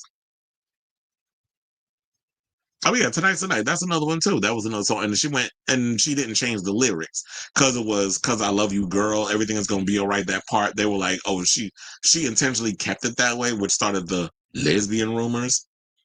But that was, Velvet Rope was her ode to the gay community in a lot of ways. Not just that song, but Together Again and all that other stuff. So that album was queer coded. Is it really queer coded when she comes out and says that it was for the gays? Some of the songs. Like You Ain't Right was for the clubs. Remember she said that in the beginning? Mm-hmm. He says Some Guys Have All the Luck was a big hit for him in the 80s. He said, My heart, look at y'all coming out with y'all Rod Stewart songs. Shout out to all the Rod Stewart fans. But anyway, y'all, let's see. Where are we going with the rest of the show? Because we had how many topics did we do? 4. Okay, so let's get into our next one. Since we're talking about Jennifer Lopez, let's talk about her ex, the Diddler, and then we'll get to the rest of the comments after that. So yeah, now the case is back on in regards to Diddy. He got to have himself a little 3-day weekend. Shout out to, all the people over there at the penitentiary down in Brooklyn or the detention center, or even some of the people that, I don't know, they were talking about I forgot what they said food wise that he got to eat, but that's neither here nor there. So now we're in week 3 of Diddy's trafficking and racketeering case. And we already heard from Kid Cudi. We've heard from Cassie Ventura. We've heard from Dawn Richard. Now we're hearing from his ex, I should say his former assistant, Capricorn Clark. So now the ex-Bad Boy employee shared on the stand that prior to working for Combs, she worked for Suge Knight at Death Row Records. I wonder which one was worse, him or the Diddler working for him. Because I'm like, if you could work for Suge Knight, you could work for anybody. Now it's like, but apparently, I guess Combs is probably way too much for some people, even with the thickest of skin. Like, damn, like he's got me beat. So now they said Knight and his protege Tupac Shakur were involved in a years-long feud with Combs and his artist Notorious B.I.G., which led to the deaths of both rap icons. She said, quote, he told me that he didn't know that I had anything to do with Suge Knight and that if anything happened, he would have to, and he said the K word, but I'm going to say unalive me. Clark claimed in her testimony, adding that she thought he was very serious. She said, quote, I felt like there was some gravitas that he had some issues with Suge.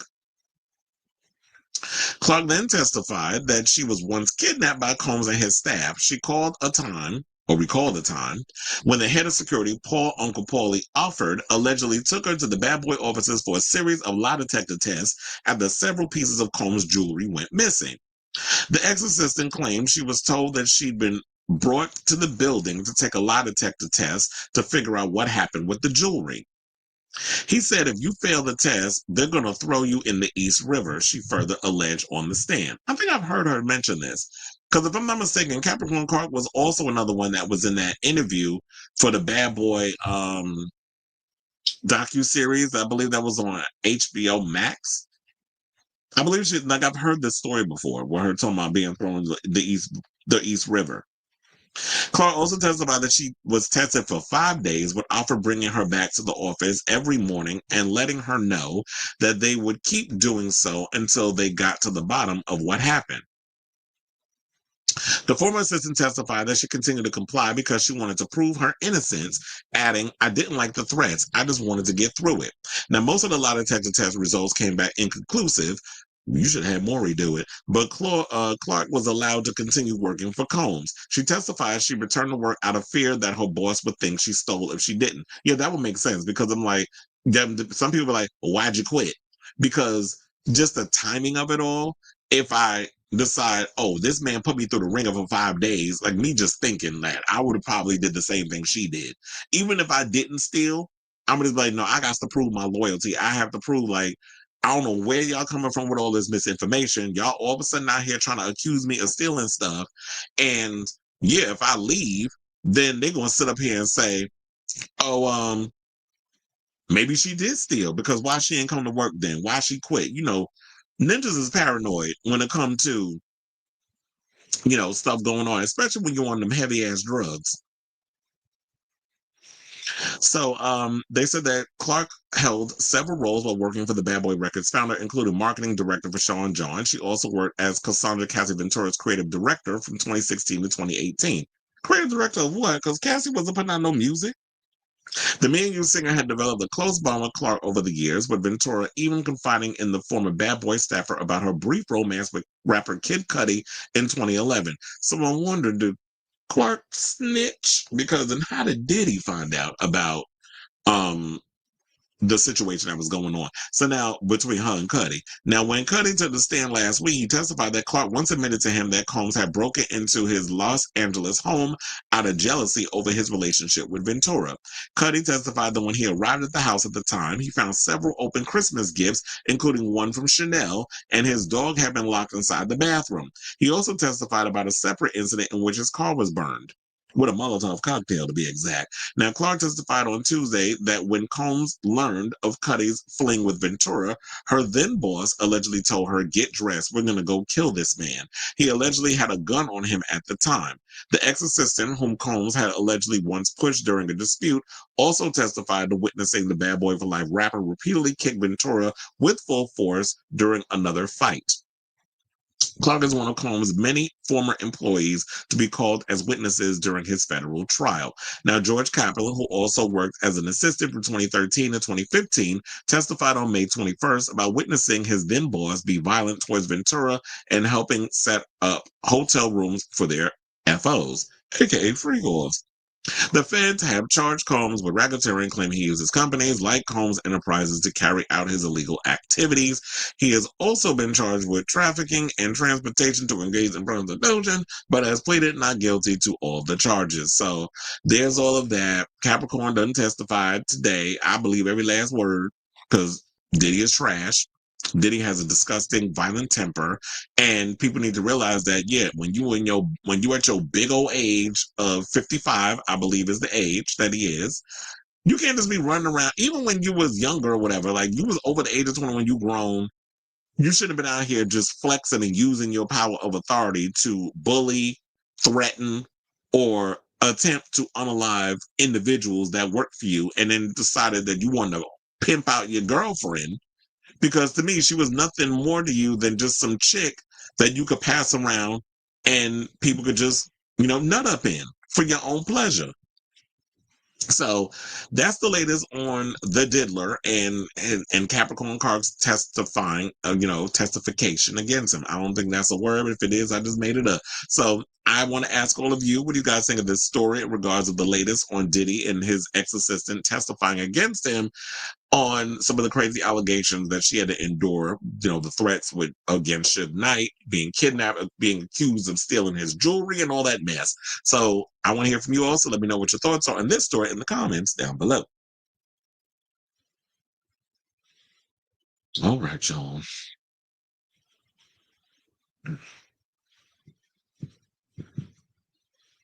You said Free Zone was another song for the gays. Yes, it was. That whole album was queer coded. Well, in a lot of ways. Who's Maggie May? So You Ain't Right is a diss track to Tina Landon. I like Tina Landon, but yeah, that was a huge fallout. But wait a minute, when they did, was that before or after, the tribute to Scream? Because I remember that Tina Landon was up there with Jennifer Lopez's ex-husband, and they was all up there dancing, doing that Michael Jackson tribute. The interlude on the Velvet Road was Lisa Marie Presley, but they were practically rubbing coochie together. Your coochie gonna swell up and fall apart. I remember, but I didn't know Lisa Marie was on that. It said, wait, who's H Ho? You talking about J Lo? You talking about Jennifer?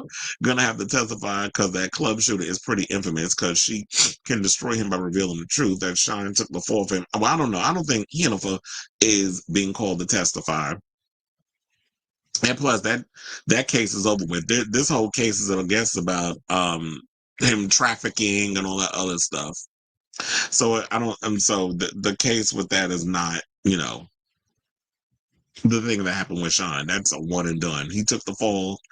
It is what it is. Janet fans think All For You reissue is on the horizon as it's the album that's getting the streaming embrace. It might be getting reissued, and if it does, I feel like what you need to do is dig into the vault and rework some of those songs on the cutting room floor and give like the fans some rarities. Didn't Puff accuse one of his female cooks of yeah, that was the one that was in that docuseries too, and then said that the cook said that that he pushed her, which caused her to quit. But he put in, I wish a mother father would, because I'm like, I don't give a good goddamn if I work for anybody. You don't have no right to put your hand on nobody if you are an employer.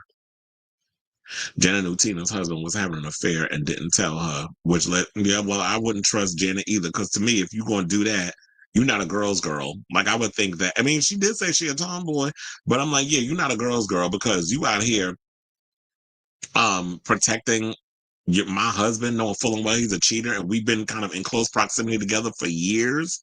So yeah, I would be pissed off with you too. But then again, Janet ain't never been good at choosing men either.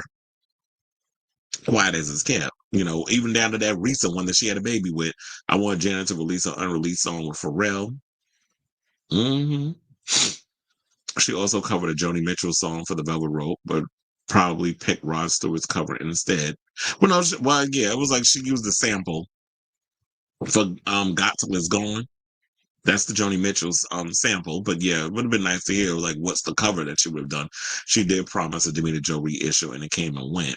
We'll see if it actually happened. Maggie May was one. Oh, okay. I was like, who's Maggie May? I'll be knowing all the names and stuff. All right. So now, since we're on this whole Diddy train, let's talk about Miss Dawn Richard. So yesterday we talked a bit about Q from Day 26.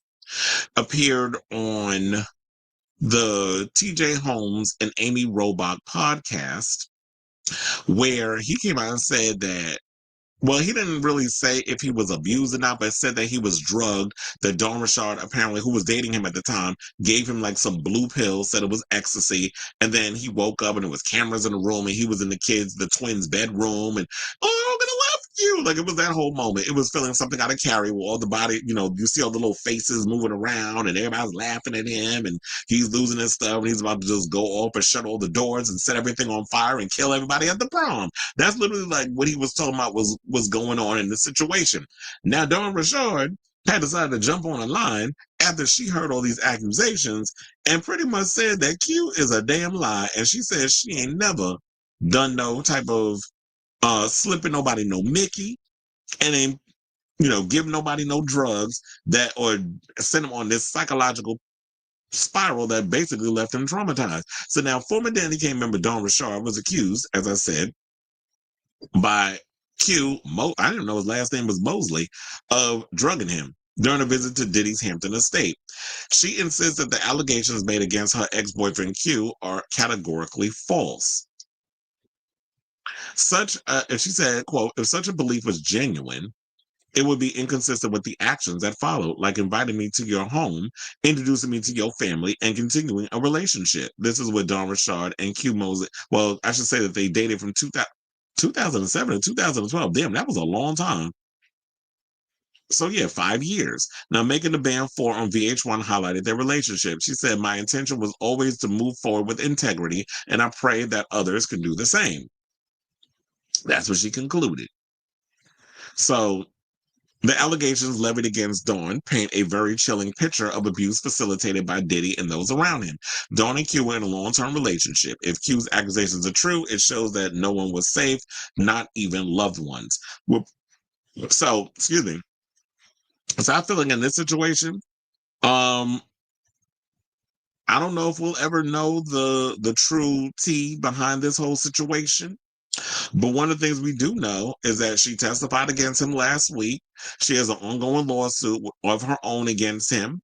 She says that, the allegations that she has against the diddler is SA, depriving her of food and otherwise inhumane conditions while she was under the Bad Boys umbrella. And this was during like her doing stuff with him and the whole Diddy Dirty Money brand. So it'll be interesting to see how this all mounts in the future, because Diddy has all these lawsuits and stuff coming up against him. Let me see if because we can go over to Baller Alert. This is where they had the whole story. So yeah. So now this is what he said in the post. I don't know how recent. Well, actually, it's like a day ago. So they said Q of day 26 says this: I take full accountability for what I allowed into my life because in the end I had a choice. But let me be candid. I genuinely believe I was taking something I tried before. It wasn't ecstasy. It turned out to be a horse tranquilizer. That's why I said, first of all, I have taken ecstasy back in the day in the 2000s when it was hot and popping. And ecstasy has never made me hallucinate. So I don't know what the hell you took. But he said he took a horse tranquilizer. Now, horse tranquilizer, isn't that a special K?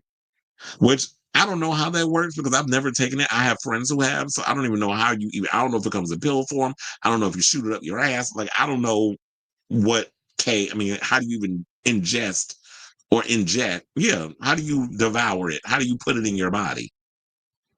Does it come in a cream and a lotion? Okay, so now he said it turned out to be horse tranquilizer given to me by my ex-girlfriend who claimed it was from her boss to give me. Roughly 20 minutes after swallowing that red pill, my body heated up and I collapsed into unconsciousness. I remember being on the upper level of the mansion near the pool and then nothing. I later woke up in a room downstairs, lying in a bed with no memory of how I got there. I emerged from a deep paralyzing sleep, screaming and sobbing, my body in shock, my mind spinning in confusion. The horror of realizing I've been drugged with something far more potent than I was led to believe shattered me. There was two red pills. She never took hers. That part always haunted me. It felt less like a shared experience and more like an experiment, like I was a lab mouse in some twisted trial to see how fast I'd collapse. And none of it was funny. It was terrifying. My trust had been manipulated and my vulnerability exploited. After I came to I began experiencing disturbing psychological symptoms, auditory hallucinations, racing thoughts, intense paranoia, and crushing anxiety. My thoughts weren't clear. My memory started slipping. It felt like my mind had regressed. I was forced to learn basic things with the support of doctors and loved ones. The pills had broken me mentally, emotionally, and spiritually. Whatever ritual, spell, or manipulation that pill carried, it hijacked my autonomy. I began isolating myself. Sleep became my only escape from the pressure in my skull. I truly believe it was orchestrated by her boss, a display of power meant to destabilize a weak mind and instill fear. To anyone quick to judge or dismiss my trauma, please remember you weren't there. Mental health is a silent war, one I've fought in the shadows for too long. When you love someone, you're willing to go to unimaginable lengths for them. Trust becomes your compass. This journey I'm on is about reclaiming my power, choosing my truth, and healing out loud. Hashtag um M unit, mouse unit. I don't know what the hell that means, but okay. And then Dawn went and posted this. Because I don't think did I read the whole thing? She said, I want to be unequivocally clear. I've never drugged anyone, nor have I ever given anyone pills to take. The suggestion that I did so is categorically false. If such a belief were genuine, it would be inconsistent with the actions that follow, such as inviting me into your home, introducing me to your younger sisters and family, and continuing a relationship with me. It would also be inconsistent with choosing to attend social events without me, engaging with individuals I have previously expressed concerns about, and continuing to live with or provide favors to those same individuals. Many of these actions occurred while I was not present or even in contact with you. Throughout our time together and even after our separation, I made a conscious decision not to share or disclose private matters or the circumstances surrounding the end of our relationship to protect you and put you in caps. I did this out of respect for you and your family. At this moment, I believe it is essential to recognize that many people are dealing with pain and hardship. This situation is not about one person. It reflects broader harm that has affected many. I sincerely hope that healing and wholeness are possible for all involved. My intention is and always has been to move forward with compassion and integrity, and I pray that others can do the same. So that was her overall assessment because I was like, I read there was like a cliff notes, but it didn't give like the full thing, and I wanted to make sure that people understood what she said. And then look, some people in the comments, didn't she work with Diddy again after his alleged abuse? So everybody keeps so that, oh, he's abused her. Why don't y'all just leave? Why don't y'all just walk away? It's just funny how people who've never been in these situations don't understand like how abuse works. Haven't I even said on this time many a time, it takes a whopping 7 times if you can make it through them 7, because some people don't make it. As in they end up unalive at the hands of their abuser. It takes a person a whopping 7 times before they can leave their abusive relationship. And one person said, if nothing else, both statements were very well written. Okay. And then said, if y'all believe Cassie, y'all need to believe Q, period. Well, I don't think you can sit and equate Cassie and Q's situations as the same. All abusive situations are not the same. We should all take abusive allegations on a case-by-case situation and not lump everybody under the same type of umbrella. I mean, I believe Q to an extent, but I think that maybe also with the hallucinogens and stuff, maybe he got his situations confused. So now it's like it's his side, it's Dawn's side, and somewhere in the middle is the truth. And I feel like at this point, we'll never really know what the truth is because only these two know what truly happened. They said unequivocally clear and categorically false, told me everything I needed to know. Dawn lying, unnecessary words, and no clear, direct. Q, I never gave you anything. Liars always create distance with words and distractions instead of being concise and direct. They really don't want to lie, so they cower behind fancy words and deflective questioning. Or maybe just some people are intellectually smart and aren't using simple words like icon and amazing, because some people, y'all drag that word into the damn ground. Amazing. So some people are just genuinely intellectually smart and use big words. How about that? So that's all that I have to say on that. So I do wonder, because like I said, it's his side, it's her side, and somewhere in the middle is the truth. And I don't know if we'll ever get to the bottom of the whole situation, because regardless of if Q lying or if Q's telling the truth and all these other things, we will never know what it is until we cross that bridge. So I definitely want to hear from y'all. So whatever your thoughts are on this story, let me know in the comments down below.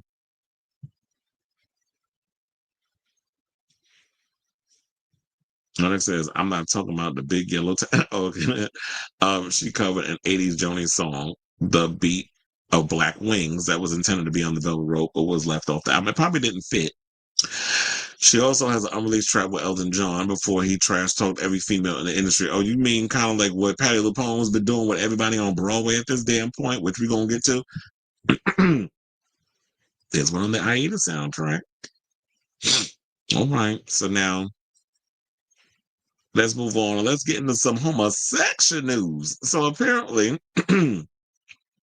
there's some tea that's been coming out. I saw that it was on the Daily Mail, but Daily Mail got some type of paywall. They want you to, I would not pay for the trash that they be spewing over there. So shout out to Page 6 who broke it on down and had the tea regarding what was going on with David Geffen, who's 82, who's in the process of divorcing a 32-year-old former go-go dancer and adult performer, because I did come across some stuff, research purposes. And I came across some David Armstrong videos where he was topping some white boy in, I think it was a Sean Cody video. I don't know how I stumbled across it, but I think like somebody posted it or whatever in a group chat or something I'm in, and I happened to see the video. So I was like, oh, I think he was using a condom too. I'm like, ew. Okay, daughter. So look, she out here gay for pay, according to some of these people. So now shocking new details about David Geffen's estranged husband, David Armstrong, have been revealed by his family and ex-girlfriend. The former go-go dancer's adopted father, Patrick Armstrong, claims that he learned about his son's forthcoming divorce from the billionaire businessman via the media. Well, isn't that how we usually all find out about stuff? He said, quote, I don't know where he, as in David, is or what the situation is. First I heard about it was one of my sons saw it on TV. This is what he told the Daily Mail. Quote, we kind of didn't even know about the marriage, but 50 years is a big age gap. Patrick, 68, added of the couple's huge age difference. He said, I don't know how you expect to work it out. My soon-to-be former son-in-law is older than me. Patrick told the outlet that he wasn't invited to David and the film producer's 2023 nuptials, and that he last saw his son 2 years ago at a family reunion. At the time, however, the 32-year-old allegedly didn't mention he had gotten married. Quote, for some reason, I Googled his son's name, and that's when it came up, Patrick shared. I never expected I could Google one of my kids' names and have them show up. Patrick revealed that he had never met Geffen, but also looked him up on the internet. Saying, quote, some of the stuff I looked up, it kind of sounds like Geffen is a little overbearing, but you can't believe everything you read. I can't really have an opinion on him. Wasn't there some old story that came out back in the day about David Geffen and my Virgo twin Keanu Reeves? I remember hearing that too. And look at them, they in the front with Bakari. I was trying to see who this woman is over here. I barely could recognize you, but all I remember is I see Michael B. Jordan, all that meat, all that thickness, that muscle and stuff. Where they had a look like y'all at a basketball game, sitting courtside. So Patrick also told the Daily Mail that he allegedly had to go through Geffen's business secretary to contact his son by phone, and then David would get back to us. Though he said David regularly kept in touch with his older sisters, Patrick claimed that his son got quiet a few months ago. Patrick, who adopted David and 13 other kids with his wife after they had 2 biological children, said the model siblings were happy for his marriage. Saying, quote, evidently, it looks like it didn't work out, which would have been my thing at the beginning because it's too big of an age difference. I don't know how you could fall for someone 50 years older than you because you don't even have the same stuff in common. Well, you know what? They may not have the same stuff in common in regards of like who your favorite artists is, like music and movies and pop culture stuff, or just any kind of well-rounded conversation. Like, I don't know what the hell they would have a conversation about because, yeah, the man is 50 years older than his husband. But y'all got coins in common. He got the money, and you just be the overall arm candy accessory. And you just live luxurious off of the cointadas. So they also said that evidently it looks like it didn't work out, which would have been my thing at the beginning because it's too big of an age difference. I don't know how you can fall for someone 50 years older than you because you don't even have the same stuff in common, stuff you grew up with. Patrick admitted that he was surprised his son even got with Geffen, knowing that David didn't even seem to be interested in boys. Well, if you get around with dudes, and the fact of the matter is that you've been trying to have a specific lifestyle that you want to accumulate. And the only way you're going to get that was with a sugar daddy instead of a sugar mama. Oh, trust and believe, these little gay pays become full on homosexuals in a minute. I'm not saying you can be turned gay, but when you're looking for 3 hots and a cot, and you want to live the life of luxury, all of a sudden you'll put a peen in your mouth and up your ass when you need to, or put your peen up somebody's ass. Unless David is a full-fledged bottom. And he do kind of give me that because you the businessman. A lot of times these men that like to be in powerful positions, they real submissive in the bed. I've been around. Ooh,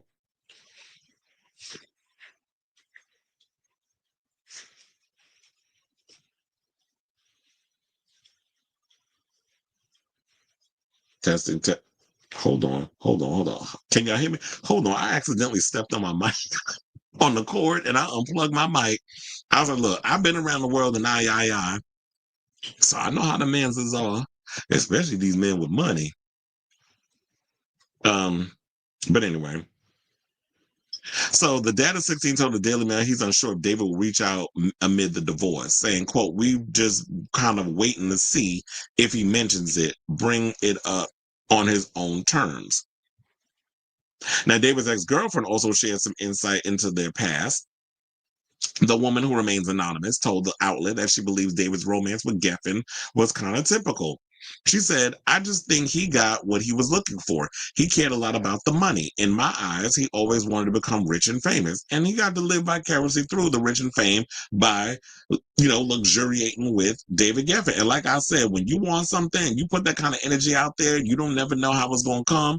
But if you want that luxurious lifestyle, you want to be wine dining 69 and luxuriating off of someone else's riches, then you gonna find a way to get that meat nice and hard and let your little your sugar daddy put his mouth on it and probably suck it up like a vacuum hose up his butt. So now, she also said he wanted the name brand stuff, the cologne, the sunglasses, the shoes. He wanted to be a public figure. He had big dreams. You want big dreams, you want fame. Well, fame costs. And right here, you're gonna pay it with pain and sweat. In the words of my girl Debbie Allen, and that's what he did. The woman said that she wasn't surprised by news of the divorce because there was quite an age gap. She said, I'm sure as hell I'm not marrying someone 50 or 60 years older than me so I can watch them die. Damn, why'd you say it like that? She said, so I could watch them die. She shared, noting that she was proud of Geffen for divorcing David before he passed away to prevent him from getting his entire fortune. Well, look, sometimes you can't even predict that because what if you would have married him and then all of a sudden it became like an Anna Nicole Smith type situation? And remember, that whole family was fighting her over that coin. Now, earlier this month, TMZ reported that the record company founder, who has a net worth of more than $9 billion, filed for divorce from David after 2 years of marriage with no prenup in place. Geffen cited irreconcilable differences as the reason for the split and has hired attorney Laura Wasser to represent him in the split. Now, if I'm not mistaken, I believe Laura Wasser also repped, for Lopez and in the whole divorce with Ben Affleck. Or did she just provide some tea? Now, they said that though Geffen has amassed his wealth through founding several record companies, including Asylum Records, DreamWorks Records, DGC Records, and Geffen Records. He has so many damn record labels. He has been retired for 15 years, and most of his income now consists of equities and stocks. TMZ reported that California law states dividends from stocks are separate property, which means David may not get much in the divorce. I should also point out that I read an article where the New York Daily News spoke to top divorce attorney Martha Cohen Stein, who represented Lawrence Fishburne and Andrew Cuomo in their divorces, revealed people are startled that there was no prenup, but in this case, not having a prenuptial agreement was strategically in billionaire Geffen's best interest. Now, California law, like the law of most states, protects a person's separate property and limits the duration of spousal support in short marriages. In California, the guideline is 1 year of support for every 2 years of marriage. So Geffen will pay Armstrong 1 year of spousal support. Stein said no community property to divide because Geffen has been retired for 15 years and no marital property was accumulated. Now, Stein's West Coast equivalent, Laura Wasser, reps Geffen, and Laura has an easy case. Geffen was smart to eschew the prenup agreement route. So a lot of people out here thinking that David Geffen is an idiot for not doing the whole prenup situation. It looks like, according to some actual attorneys, he did the right thing. And David thought he was like, oh yeah, I hit the jackpot because I married this billionaire. I was like, sir, he only paying you a little coin totus for the year. And after that, you got to figure out what the hell else you're going to do. He might come out and make an OnlyFans. I would not be surprised with that because what else he going to do? So I say all this to say, what do you guys think of this story regarding David Geffen and the other David? First of all, I'm still gagging over the fact that you married somebody with the same name as you. Like, how does that work in the bedroom? Like, y'all moaning each other's names and stuff. Like, that is such an ego thing if there ever was one. So let me know what you guys think of this story in the comments down below. We damn sure did know who he was. All right, y'all. Okay, now let's get into this mess. Let's talk about Patti LuPone, bit of behind, out here reading the girl. So she did a recent interview and decided to go in on a lot of people in her past relationship. She apparently talked about Audra McDonald and how they're no longer friends. She talked about Kecia Williams, I believe is her name. No, Kecia Williams was someone I used to work with at at VH1. She was like one of the producers that worked at VH1.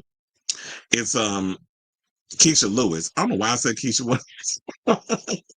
But anyway, maybe I was thinking about her. But yeah, and then she also went in on Kevin Kline, who she dated, and then even threw shade at Glenn Close because she was mad that Andrew Lloyd Webber hired her to be in Sunset Boulevard and play Norma Desmond, but she gave praise to Nicole Scherzinger. I did hear that she did that recently. I think she was on Watch What Happens Live and spoke about that. She did give Nicole her flowers, but she did throw shade at Glenn Close because she got the part. Look, she's also mad about Madonna getting the Vita. So, um, she's always been, bit a party of one and always been Crankzilla. I'm starting to think that Leona Helmsley ex character she played during season 2 of Pose wasn't an act. So, three-time Tony Award winner LuPone is known for saying exactly what's on her mind, but this time, some theater fans feel she's gone too far. In a new interview with The New Yorker, which I laugh because someone said, oh, I don't believe any of this. She did the interview in New Yorker. Like, how do you not believe what literally came out of her damn mouth in an interview? You thought the reporter just made the whole thing up? I hate when people do that. It's like, some of y'all just need to just hit a like button, hit angry or whatever the emoji is and scroll on by. Don't comment in the comments when it just comes down because you sound dumb. This was just one specific person that just irritated me when I was reading the comments and somebody was like, oh, I don't think she said that. Then who said it? The shit out her ass? She had a Mr. Hanky that spoke to her? So anyway, to get back to this whole thing, she reflected on being called out by Lewis they said last autumn. Pink News, y'all with y'all British terms. I understand y'all British people. But so yeah, last fall, um, Kecia Lewis got on the line and went in on Patti LuPone because Patti made a comment about Hell's Kitchen, which is the Alicia Keys play, and she was doing this play, I believe, with Mia Farrow at the time.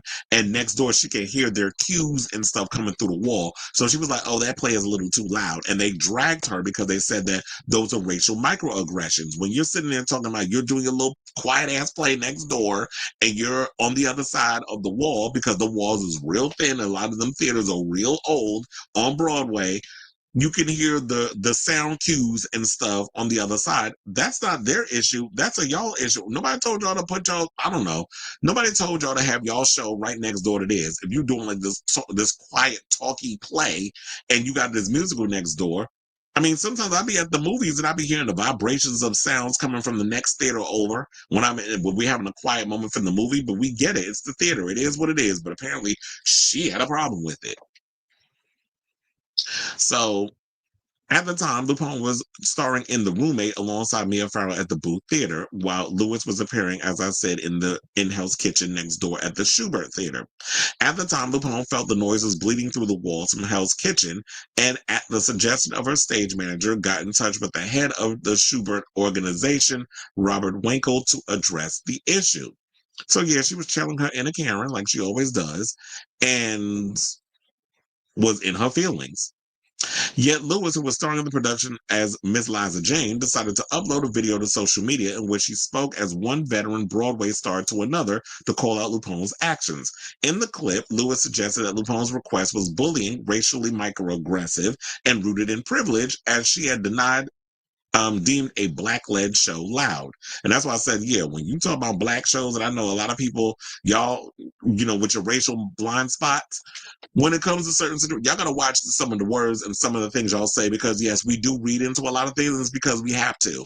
And that's why it boils down to what that is. So yeah, when white people get to walk through the world, tiptoeing through the damn tulips without a care or without a concern in the world until it affects your bottom line, it's like, yeah, we got to be a little extra on our stuff. We got to dot out all of our I's and cross all of our T's, especially when it comes to some of the words that y'all be saying. Yes, they are microaggressions.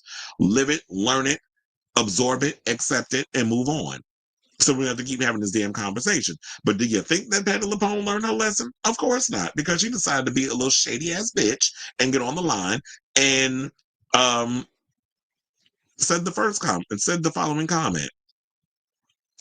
She said, Lewis didn't know what the fuck she's talking about. She said, oh my God, here's the problem. She calls herself a veteran. Let's find out how many Broadway shows Kecia Lewis has done, because she doesn't know what the fuck she's talking about. She's done 7. I've done 32. Don't call yourself a vet, bitch. This is what she says out of her mouth. Now, I guarantee you, your old 70-something-year-old ass wouldn't have said that in Kecia face, because then your lips would be beating you to the hospital. But because Patti believes that she's this veteran, she's this icon in the Broadway world, because sis, you ain't crossed over to the other side. Yes, you are everything in the Broadway world, but ain't nobody checking for you in the movies. You can't sell tickets in no theater. You can sell tickets in the theater, but not the theater, as in a movie that's actually printed and put in an actual theater like an AMC or Regal, and the box office goes through the roof. Yes, you are the queen of Broadway, but you not that's it. But you're not the only one, because Audra McDonald, who you no longer friends with, got you beat. And we don't get into how many nominations or Oscars, and Tony she has over you. But her privilege is showing.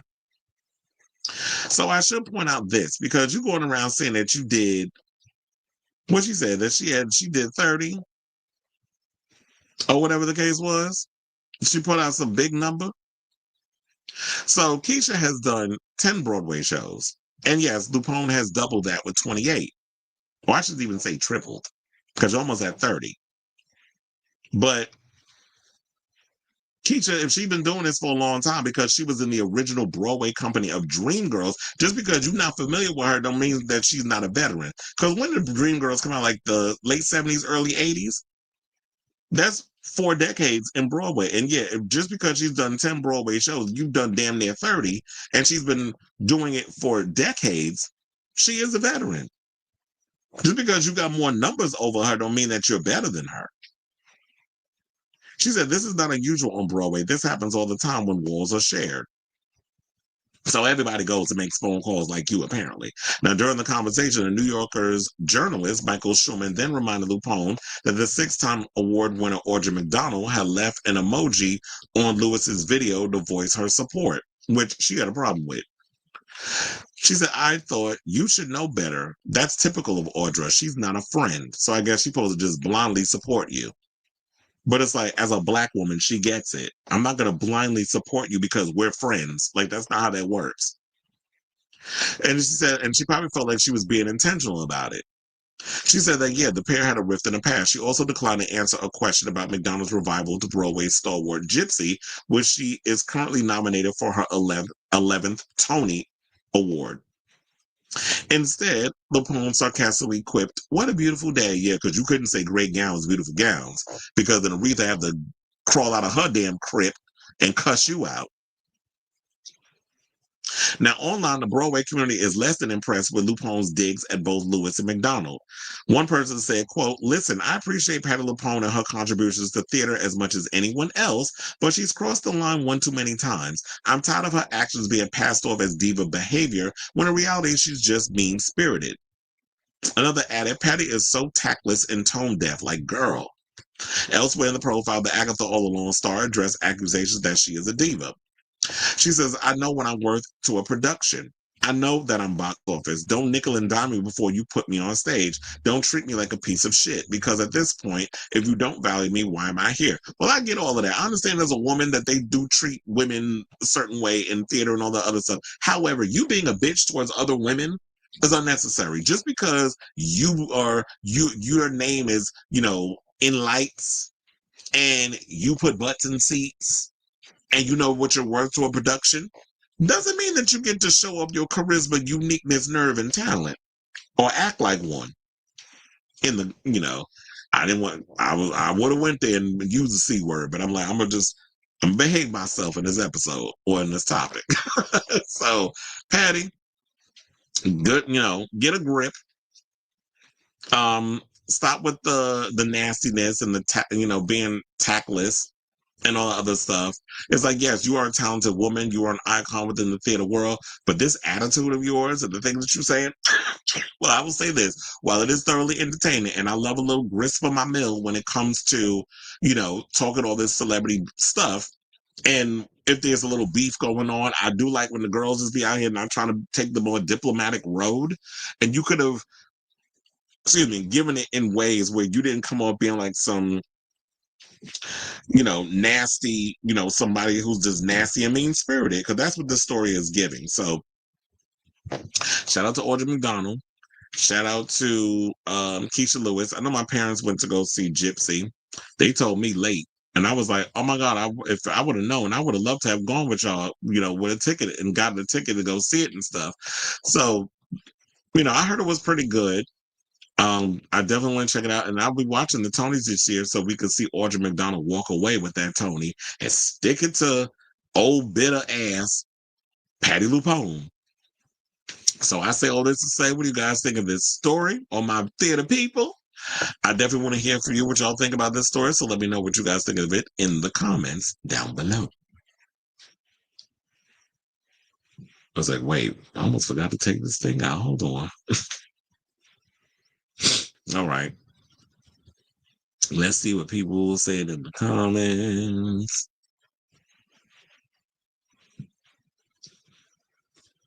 I remember that guy from Randy Blue, one of his. Oh, so it was Randy. I was getting my gays confused. I said it was Sean Cody. It was Randy Blue. That's the video I saw. The guy only married him, obviously, because it was like, what else do y'all have in common? That you would marry somebody who's 82 and you're 32. He is gay for pay, because I've seen them videos.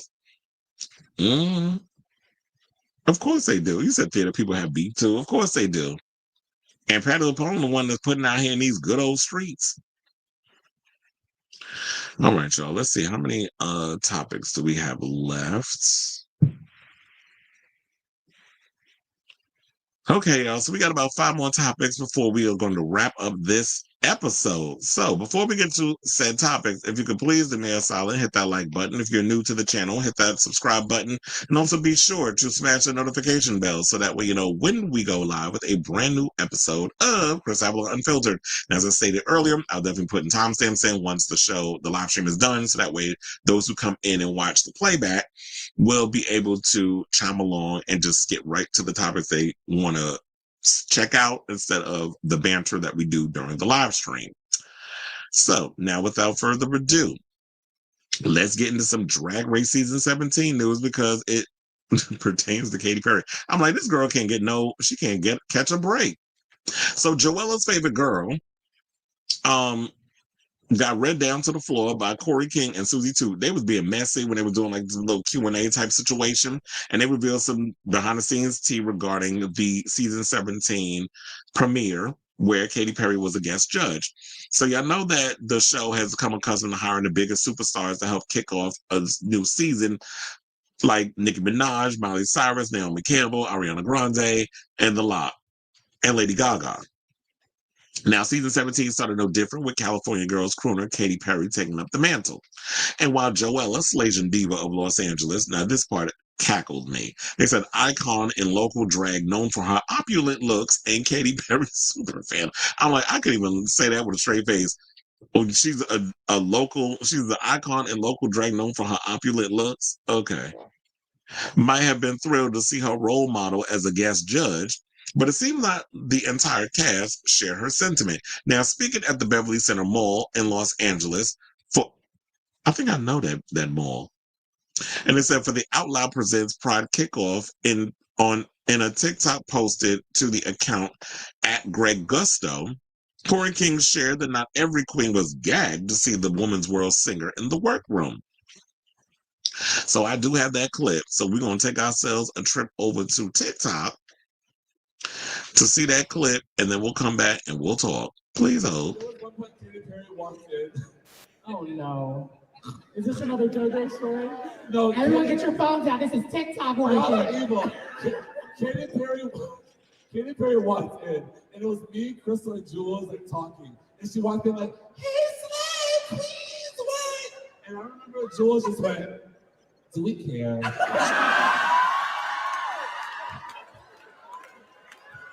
No. And then Crystal. It's been on top. Yeah, untucked. This isn't when she entered for the first time. It was untucked. And then Crystal goes like, "Guys, let's just, come on." So then we sat and heard her talk. But yeah, she was actually funny. But it was like, we wanted to discuss how we were voting. I'm sorry, Jules. What about you, Audra? Who was your favorite? Hands down, Tracy Ellis Ross and There was one point. Yeah, so she said Quinta Brunson and Tracy Ellis Ross. So, the black girls, she was excited to see, because, those are, if you're in the black community, those are your childhood heroes. So there was a lot of people that definitely checked out that TikTok. They said it's been viewed nearly 250,000 times. And I just found it hilarious that they were just like, yeah, we really didn't care about Katy Perry because we were in the middle of doing the show and it's more or less about us. And then you get these A-list celebrities that want to come in and make it really about them. And like they're doing us a favor. And it's like, no, that's all fan service for production and networks and all that other stuff. They're all about big names and things. These queens are trying to get them blow up their careers and to get acknowledged and, become like the big breakout stars that Katy Perry has been able to accumulate for almost 20 years. So they ain't sitting up in here getting all caught up. Oh yes, Katy work. Oh, we so excited to see you. It's like, girl, she can't catch no break. They also said that Arrietty, we're going to get into this situation because I was going to reveal the thing about Arrietty and the throwing of things on the set after she was eliminated. We'll get into that at the next topic. But they said that while Perry may not have exactly set Corey's pussy on fire, the currently airing All Stars 10 has a positive plethora of superstar guest judges, including Chaperone, which is she's going to premiere on the upcoming episode this week. We see Chaperone, which is Ariana Grande and Cynthia Erivo. Ice Spice was already on the show. The premiere, which I did watch Roscoe's that dropped yesterday, and Phoenix did she talked a bit about the whole Ice Spice drama that transpired, and Morgan McMichaels was chiming in, and they were all trying to make sense of the whole situation because she said she couldn't even hear what the hell Ice Spice was saying, which is why I guess she responded the way she responded because one of the other queens was telling child, it don't matter what she said, but with this whole situation, it's just like, yeah, I mean, nobody is out here checking with Katy Perry. I believe that whole service thing was not only for the producers and everything, but that was for Joella too. They wanted to get a little thing out of her because she was a super fan and she got to appear in a couple of events with Katy Perry. So she got a little fame off of Kiki and being part of the Katy Cat situation. So unless you're a Katy Cat, those are the only ones that really care or know about what Joella was doing within that whole situation. So, yeah, I don't think I have anything else to add on that. That was a cute little Kiki from a cute little story time from Corey King. It was hilarious. So I saw this. What do you guys think of this story regarding, the Drag Race girls revealing shady, unaired, behind the scenes tea about Katy Perry? They were trying to film Untucked, and here she coming into the room, disrupting the situation, which y'all should know all the celebrities come into the workroom during Untucked. So that should just been the thing y'all should have known was going to happen. But I guess y'all forget that, this is when you're watching the TV versus you're filming to be on TV. So let me know what you guys think of this story in the comments down below. When I said this news got me because Jules lip synced to her terrible song later that day. I still can't believe she gave them the song months before. Yeah, she thought that Woman's World that people cared and nobody did. That song came and went like a wet fart. I wonder who the premiere guest will be for 18. Maybe Sabrina. It was supposed to be Charlie for All Stars. So maybe they can find a way to bring Charlie back. But it'd be cute if they could get Sabrina. I don't know. You know what? Since he's already, being accused of pandering to the gays, maybe they can get Benson Boone to show up. The fans probably be mad. Like, we don't want that child on here. But it'd be interesting to see who the big celebrity is. I may have to fan out and find out. They never keep the celebrities with the queens very long. It seems like 2 minutes. It probably was a lot longer, but with the edits and stuff.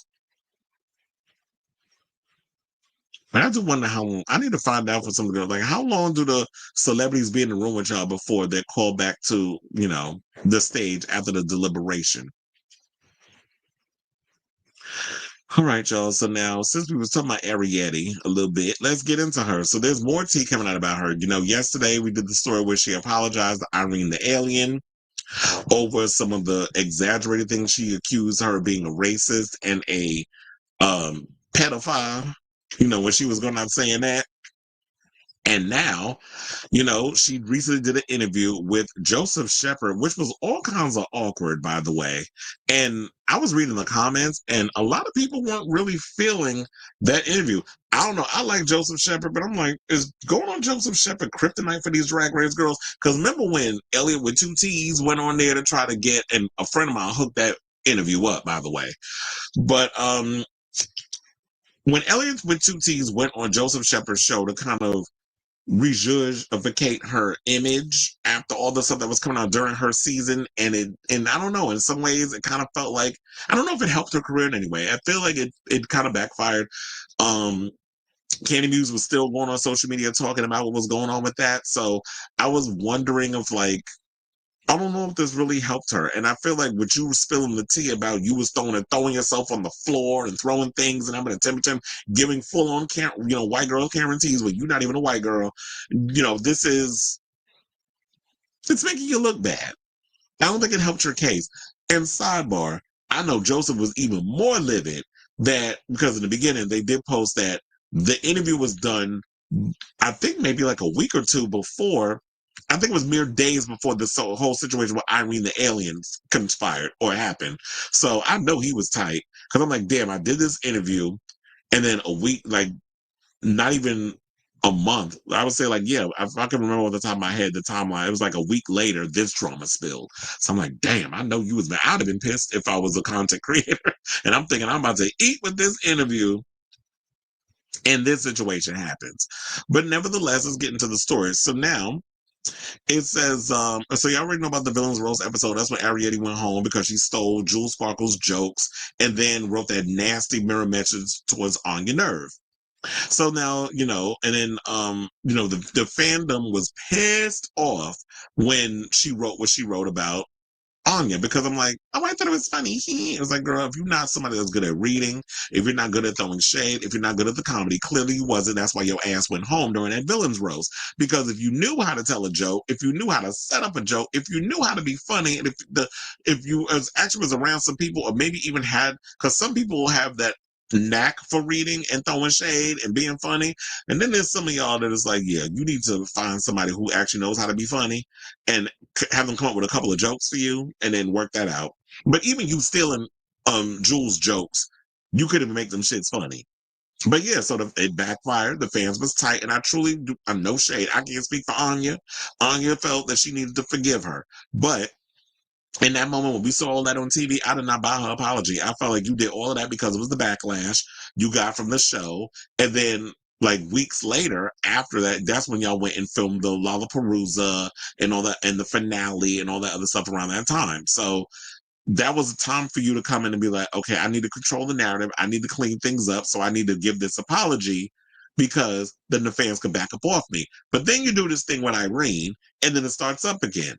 And then you do this interview with Joseph Shepard, and it makes it worse. So it's like, maybe sis, you need to just stick to drug and stay on social media. So so she went on Joseph Shepard's show for his Exposed After Dark interview and revealed that there was even more unhinged behavior that didn't make the edit. She said, y'all saw how unhinged I was. Y'all didn't see the clips that they cut out. And that's production sparing you, because if I was a producer, I was going to leave all that shit in. Because, the ratings. Continuing, Arrietty said, they cut a lot. I was throwing myself on the ground. I was crawling bananas. The season 17 star revealed that her meltdown happened after she had been eliminated during and prior to writing her infamous mirror message to Anya. She said, I was off the rails and they broke me. I mean, I looked like Azula from Avatar, The Legend of Aang, and in the mirror message, they broke my ass. She continued, I was even worse than Pangina crying after her elimination. I was violent worse. I was throwing things. Anything I saw, boom, boom, doing a cartwheel, fell. I feel that, why are you talking like you're 12? I mean, like a little infant. Doing a cartwheel, fell. I feel things. I'm an emotional creature, but that day and that moment specifically, everything was so heightened and I didn't know how to deal with it. So you're someone who, as a grown woman, well, I can't say you're a woman, but, as a grown homosexual, because, we like to use she, her pronouns when it comes to, gays and, that sort of thing. But as an adult, you don't know how to take rejection. You don't know how to take, like, this. If this is how you acting on TV, I can only imagine how you act in real life. Like, you've never been told no about stuff. Like, whenever you don't get your way, is this what you do? You throw things, you do cartwheels, you throw yourself, like, you just completely go off the rails. And it's kind of made me wonder, because when I spoke about someone in my comments and me reading, like, they're talking about, well, she's young and she's immature, she's got to learn to grow. And it's like, at what point do we continue to give people grace for their behavior before we are like, okay, you need to wake up, you need to stop with the BS and the attitude and the craziness and all this other stuff. Like, you need to grow up. So at what point do we take responsibility for our actions? So it's like, you have to be, it takes you being on TV to see yourself to realize, like, get it together. So, following the broadcasting of Arrietty's mirror message to Anya, she posted that the pair were Gucci and had hashed it out on Twitter. Things didn't remain all that quiet for Arrietty, though, as an online clash with All Stars 10 queen and former drag mother Irene the Alien erupted recently. And we did talk about that yesterday. So if y'all want to definitely see that clip of me talking about the whole thing with Arrietty, breaking that down, the Arrietty Irene story, I did post that on the YouTube channel. It is a clip. And you can basically check it out and leave your comments and all that other stuff there. But yeah, Arrietty, I like your drag aesthetic. I do think you're a fierce queen, but the attitude and all other stuff, that, you know, even if you weren't even, like, just anybody in general, I don't care how talented you are, when you start with all that attitude and all that crazy stuff, that's an immediate turn off for me about people. Like, grow up. So I'm glad that you got to tell your side of the story and on all that stuff on Joseph Shepard, but I don't know if the episode helped your case. So I definitely want to hear from y'all what your thoughts are on this story. So let me know what your thoughts are in the comments down below. All right, so let's see what the peoples are saying.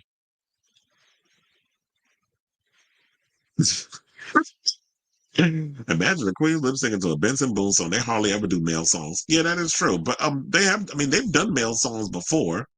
They haven't really stood out for me. I kind of wish they would do more spoken word stuff. I like that, especially like the one they do in Monet Exchange, which that is a prominent thing that a lot of drag queens do. A lot of them do like those spoken word type stuff in their acts. I kind of wish they would incorporate that more into the show. Wait, who's that? BBNO $. I have no idea who that is. You said there's another popular queer baiter with the gays. I don't know. The only ones I be talking about, is the Wild Podcast. They're always in my damn feed. Remember when Sherry Pie went on? Yeah, that didn't even help her situation either. It's like, whenever y'all go on these things, look, no shade, but the smart one out of all of this seemed to be Shangela. With all them damn allegations, she has yet to come out and acknowledge it in an interview. She's been doing it on social media, but she's been real quiet when it comes to the press. So I feel like when y'all be going to these people for interviews, while it's good for their numbers, it doesn't help your case. I don't think I've ever met Sherry Pie. I mean, I've met other girls, excuse me, from the show, but I've never met Sherry Pie. Funny enough, I bet you if I asked a friend of mine, he'd probably be like, "You did." I was like, "I did." Oh my god! Now the roof of my mouth is itching. Must be my allergies. Drag Race casting clearly needs to beef up their psychological examinations. That part, I thought they did. And due to that and the fact, because didn't they say there was something that I had heard that one of the reasons why someone did not make it on All Stars 10 because they didn't get cleared in time for their psych eval. I think that might have been why they went with Lydia. And then it was another story that while they was talking about that, Maddie Morphosis was up for getting to be on the show. She didn't make it on. I kind of wonder if it was the alleged allegations of Maddie allegedly R-worded somebody. Yeah, there's a story out there regarding that allegedly Maddie Morphosis was out there, did some essay stuff, and somebody told me that. So that could have been it, why she ain't even on there. Especially after what allegedly happened on season 18, the All Stars 10 Queens also alluded that Maddie failed the psych exam. And it's funny, I didn't even read that, and I was sitting there talking about the psych eval situation because I'm responding. It's weird how I just respond to everybody's thing one at a time and don't be pre-reading everything because I wanted to feel natural. Okay, y'all. So now let's move on to our next topic. Speaking of All Stars, Let's get into this. So there's rumors swirling that we may be getting a season 2 of All Winners, and they believe that it's going to happen because Alaska just canceled doing Snatch Game, and that was supposed to be Down Under, I believe.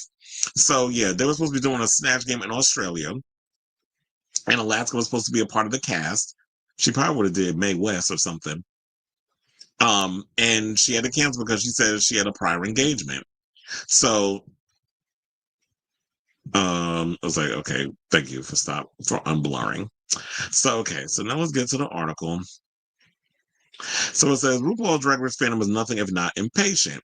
Ever since All Star 7, when 8 former winners of the franchise were brought back to the workroom to compete for the title of Queen of All Queens for the first time, fans have been casting their nets of which of their famous champs they want to see back for a second All Stars All Winners season.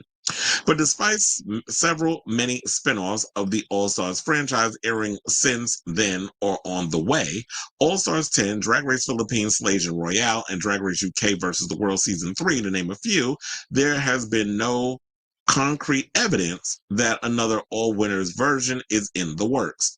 And to be clear, there still isn't. But fans are taking the cancellation of an Australian tour due to a scheduling conflict from season 5 finalist and All Stars 2 winner, Alaska 5000, as just that. Now, Alaska recently told Pink News that she absolutely down to compete on another All-Star season, was due to take part in the Snatch Game live tour with ITD events across Australia and New Zealand in June of July this year. But in a post on her Instagram, the icon wrote, and I do have the Instagram post, so let's take a trip over to Alaska's Instagram. Greetings, Australia. No, I'm just that's great. You know, I should be doing with her nails. Due to unforeseen scheduling conflict, I am no longer able to join the Snatch Game Live Tour with ITD events this June/July. The tour is still going ahead as planned with the other divas, and I know it will be amazing. I'm so sorry I won't be there, broken heart emoji. I look forward to returning down under another time, Alaska. So she wrote that, and of course, people in the comments, Jackie Beat, shout out to her. She said, word on the street is you do your best work down under. Just like Blanche. Dubois, that is. Now, another person said, unforeseen calling bullish. Who doesn't know their schedule? Who doesn't have managers or assistants helping? Seriously, an unforeseen scheduling conflict? Yeah, okay. Well, you don't clearly understand how that could be possible, but okay. So another person said All Stars, All Winners. Another person said it's not. She has other shows scheduled during this time. And then another person said to Blossom Berry, who said the whole thing about the scheduling situation, why would she schedule other shows if she knows she already has one? So yeah, everybody's in the comments thinking that and they said, I don't know. She announced these other shows a while ago, so maybe she thought she could swing it, but can't. But I doubt they are filming All Stars in 10 days. And so, yeah, I mean, look, aren't they still doing, are they done? Wait, first of all, I believe it takes 4 weeks, like a month, literally, to shoot Drag Race, a season. So if they already started shooting RuPaul's Drag Race, I think they're done with season 18. I don't necessarily know if they're ready to start doing All Stars 11 when they just wrapped All Stars 10 a couple of weeks ago with that whole format. So I don't know if they're in the proximity of doing All Stars 11. I do wish that we had other iterations of drag. I've been saying this like 50 million times, but my overall situation with this whole thing, I don't know what to believe. There could be many reasons why she had to cancel her appearance, but I get why people would automatically assume that she's coming back and doing All Stars. So, I'm not going to be mad at them for thinking that, because that would be the first thing that would come to most people's mind. So yeah, one person also wrote, best of luck to all winners too. This is what a fan wrote under the post, and another adding, winner, chicken 2 times dinner. Another person wrote, all winners too, electric boogaloo. That part is funny. So yeah, there's no word, even though there's so many iterations of Drag Race, and I'm all, I'm here for an all-winner season whenever they can get around to doing it. First of all, are there enough queens that want to come back that are winners that would want to do it? Me, right now, I'm actually liking the format of All-Stars 10, so I kind of want them to still play into that whole situation rather than, oh yeah, let's worry about an all-winner season.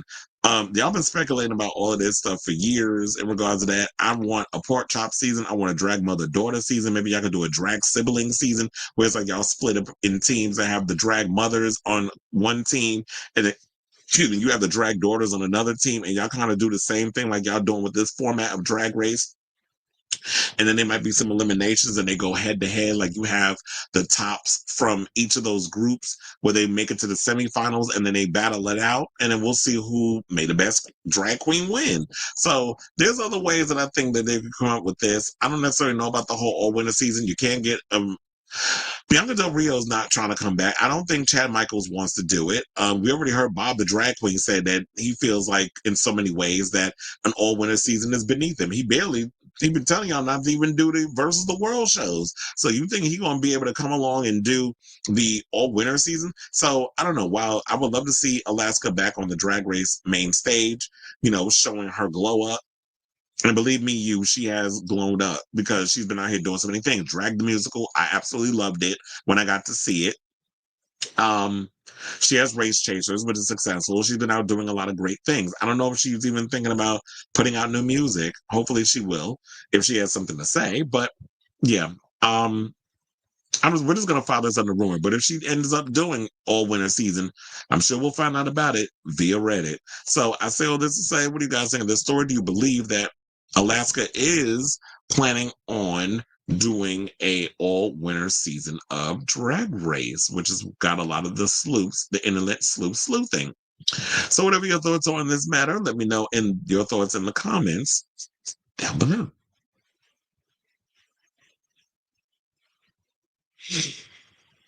He said, I saw an alleged All-Stars 11 list with a bunch of non-winners, but there was no source of evidence to back it. Marina Summers, Latrice, Lux, and Jasmine Kennedy were on it. Funny thing is, I just saw Jasmine Kennedy at the season 17 premiere. If Alaska suddenly disappears from the Race Chaser podcast, we'll know it's okay. Yeah, because how would they be able to do it, especially during the time when All Stars is still going on? So yeah, if they'd be like, well, we have to bring in Naomi Smalls, or they have to bring in a guest, then it's like, okay, we know what's up, sis. Mistress found out the cast of All Stars 10 on May 14th of last year, so the Queen should know by now. Oh, wait, you mean, are you talking about All Stars 11? Or, because we're currently in All Stars 10. He said it also is a little too soon. I was hoping it would be every 7th All-Stars thing. I really wish they would take a break from the whole All-Star situation and try to come up with interesting drag race shows that can play into that, because the whole I feel like All-Stars, y'all wearing that show out. Hopefully they get queens who won before 2017, 6/8 of the queens on the first all winners win in the last 5 years. Well, maybe we'll see. And do you think that Sasha Colby should do it? I saw one video where some guy said that Sasha Colby, and I kind of agree with this. They said that she was overqualified to be on Drag Race, and I'm like, I kind of agree with that. Like, Sasha Colby was someone who is huge outside of the Drag Race fandom, or the Drag Race bubble. But her going on the show, I think it just elevated her even more. But she was always that girl long before, because she was well known within the drag circle. She found out the queens that would be on her. Oh, are you saying that she found out the queen? How she? You know what? I was gonna say how she found out. But the sleuths be out here being nosy and spilling stuff.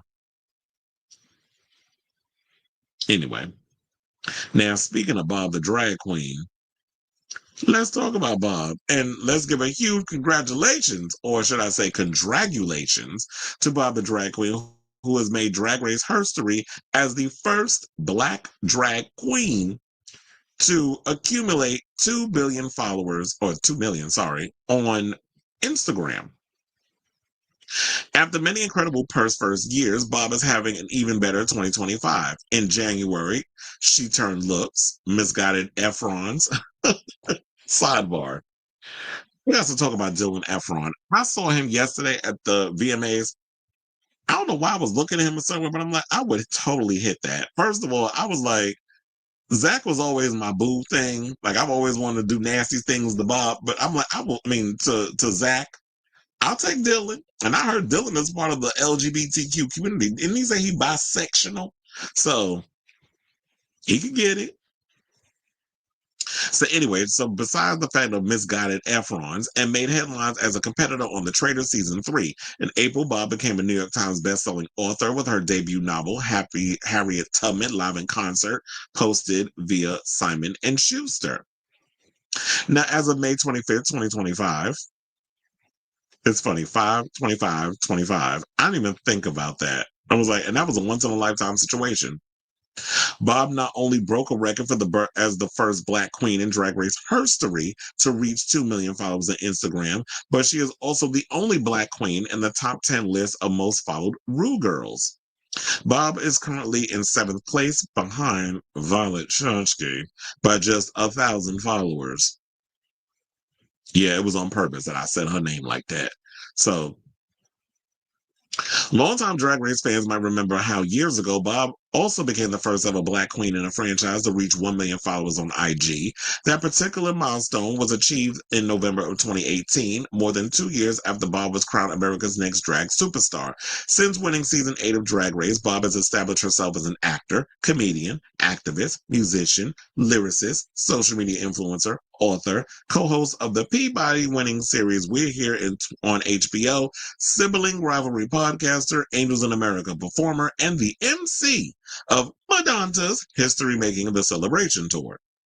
Now, Bob is in a league of her own in comparison to other Black queens in the Drag Race franchise who also have a massive Instagram following, namely queens like Shea Coulee with 1.5 million, Naomi Smalls with 1.4 million, Monet Exchange with 1.2 million, Evie Oddly with 1.1 million, and Simone Ye, 1.1 million, are still far from crossing that 2 million threshold, despite also being popular names and being featured in huge platforms. This is, unfortunately, a long-standing bias across different platform projects and performers in the entertainment industry. On the other hand, trailblazers like Bob are hopefully paving the way for these statistics to keep changing over time. And if I'm not mistaken, I mean, I know y'all don't want to include Trixie Mattel in this, who I believe has 3 million, if I'm not mistaken, but Trixie is Native American, so she is an indigenous queen, so we should incorporate her. Even though she do look white, she is indigenous. And Plastique Tiara. Plastique got 3 million, so y'all forgot to add her to the list. But you know what? I will say this. It's great that, we actually got to add Bob up in here with some good news, because lately when we've been talking about Bob, it's kind of been negative. Like a lot of the things he's even saying about Drag Race and the All-Stars winter seasons and all that other stuff, and little spinoffs, and some of the things he's been saying has kind of been a little bit controversial. So I know he's been rubbing a lot of people the wrong way. Some people, and I've had this feeling at times that I'd be feeling like your ego's getting a little too big for you.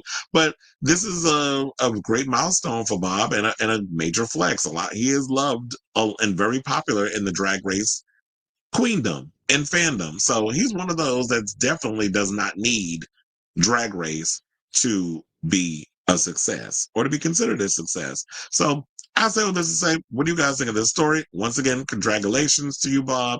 Well deserved, because you are one of the hardest working queens in the game. I'm surprised that Bianca Del Rio, who is of Latin descent, is not on this list. So y'all not out here checking for Bianca? I need to find out what her numbers are in regards to followers over on the gram. So yeah, let me know what you guys think of this story in the comments down below.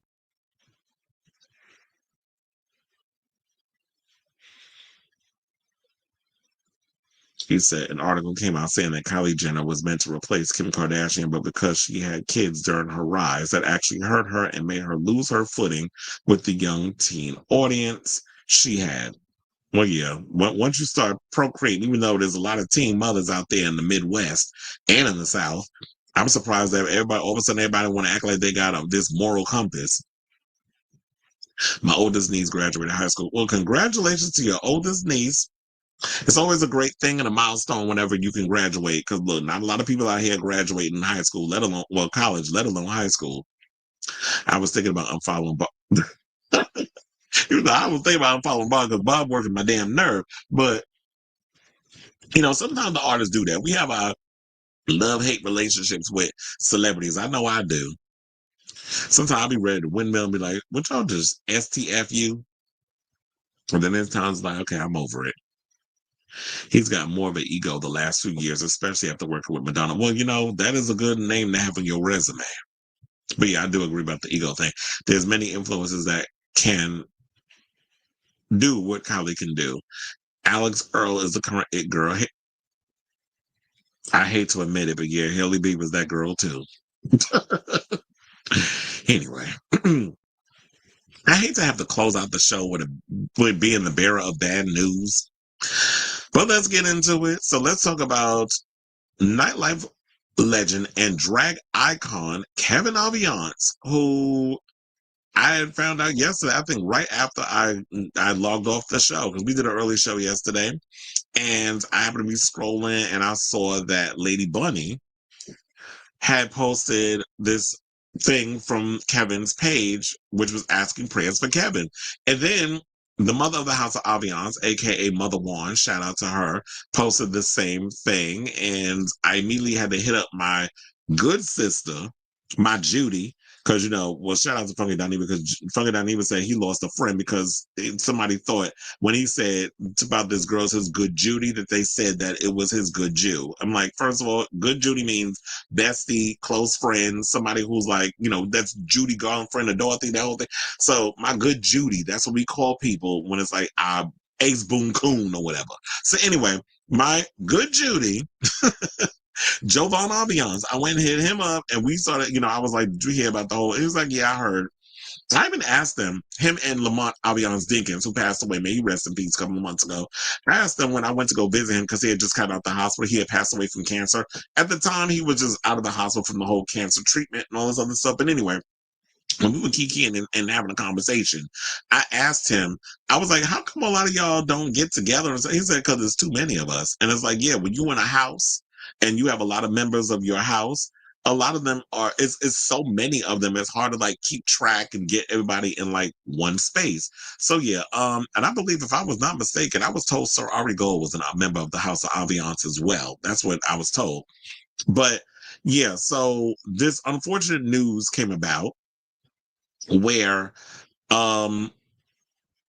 the legend, whose music helped define a generation of ballroom and club culture, me being included, because when I was in a club, you could not get away from Dindada, you could not get away from Rhythm Is My Bitch, you could not get away from one of my favorite songs, Cunty, Feeling Like a Daisy, Feeling Like a Rose, Feeling Like an Orchid. Like, that was my shit. And I remember the day that I bought box of chocolates. I don't know how I was even aware of like Kevin Aviance put out music, but I told you I used to live in the Virgin Mega Store, and I went to the one that was in 14th Street, Union Square, and I went in there and I was record shopping, and I happened to come across the album. I think it was on Crave Records, which I never heard of, but Kevin got the album put out, and I loved the album cover. It was just everything. It was giving Grace Jones vibes, and I remember I was living for these songs because at the time I was going out to the clubs.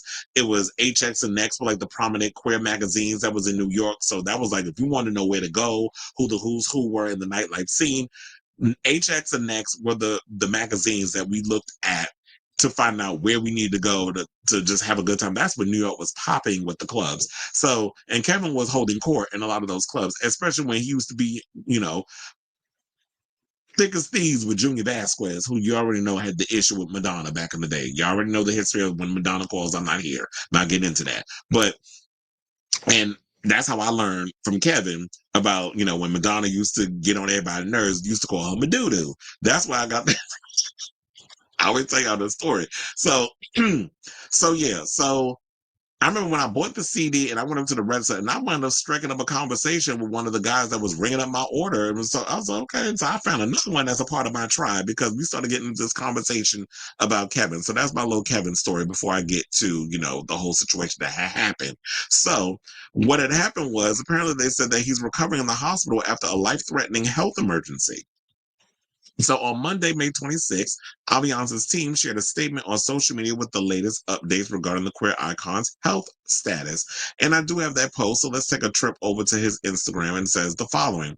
It says a message from Team Kevin Aviance. In the last 24 hours, our beloved Kevin had a very serious health scare. While at home, he began experiencing difficulty breathing and initially thought it was just an asthma attack. Believing it would pass, he waited, but things quickly took a turn for the worse. Kevin was rushed to the emergency room where he was diagnosed with septic poisoning and pneumonia. The doctors have told us that Kevin is incredibly lucky to be alive. He is still in the hospital, currently on oxygen and being closely monitored. If all continues to go well, he's expected to be released in the next 2 to 3 days. And this is the story that came out yesterday. This is an emotional time for Kevin, his family, and all of us who love him. It's a reminder that health is everything. Sometimes our bodies whisper before they scream. We have to listen and slow down. Please continue to keep Kevin in your thoughts and prayers as he recovers. Your love and energy mean the world to him. With gratitude, the Kevin Aviance family and team. So, shout out to y'all for putting this story out there. I do remember the last time I saw Kevin, actually, and I probably told y'all this, when I was at the RuPaul's Drag Race Season 17 premiere. I was there at the premiere, the after party. Kevin was the DJ. And so while I was stuffing my face with all them delicious hors d'oeuvres, he was pumping out them beats. And I was getting my life while I was there. So in addition to what was, that announcement, there were some people that jumped in the comments with some things. Aja the Queen posted 5 heart emojis. Jackie Beats put sending tons of love and waves of healing. Purple drag queen light.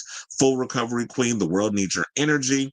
Coco Montrese said love and prayers to this icon for a speedy recovery. We love you, Kevin. And this is probably a worse time too because, Pride is next month. And that's when a lot of the girls, the LGBT performers, that's when they start getting that money.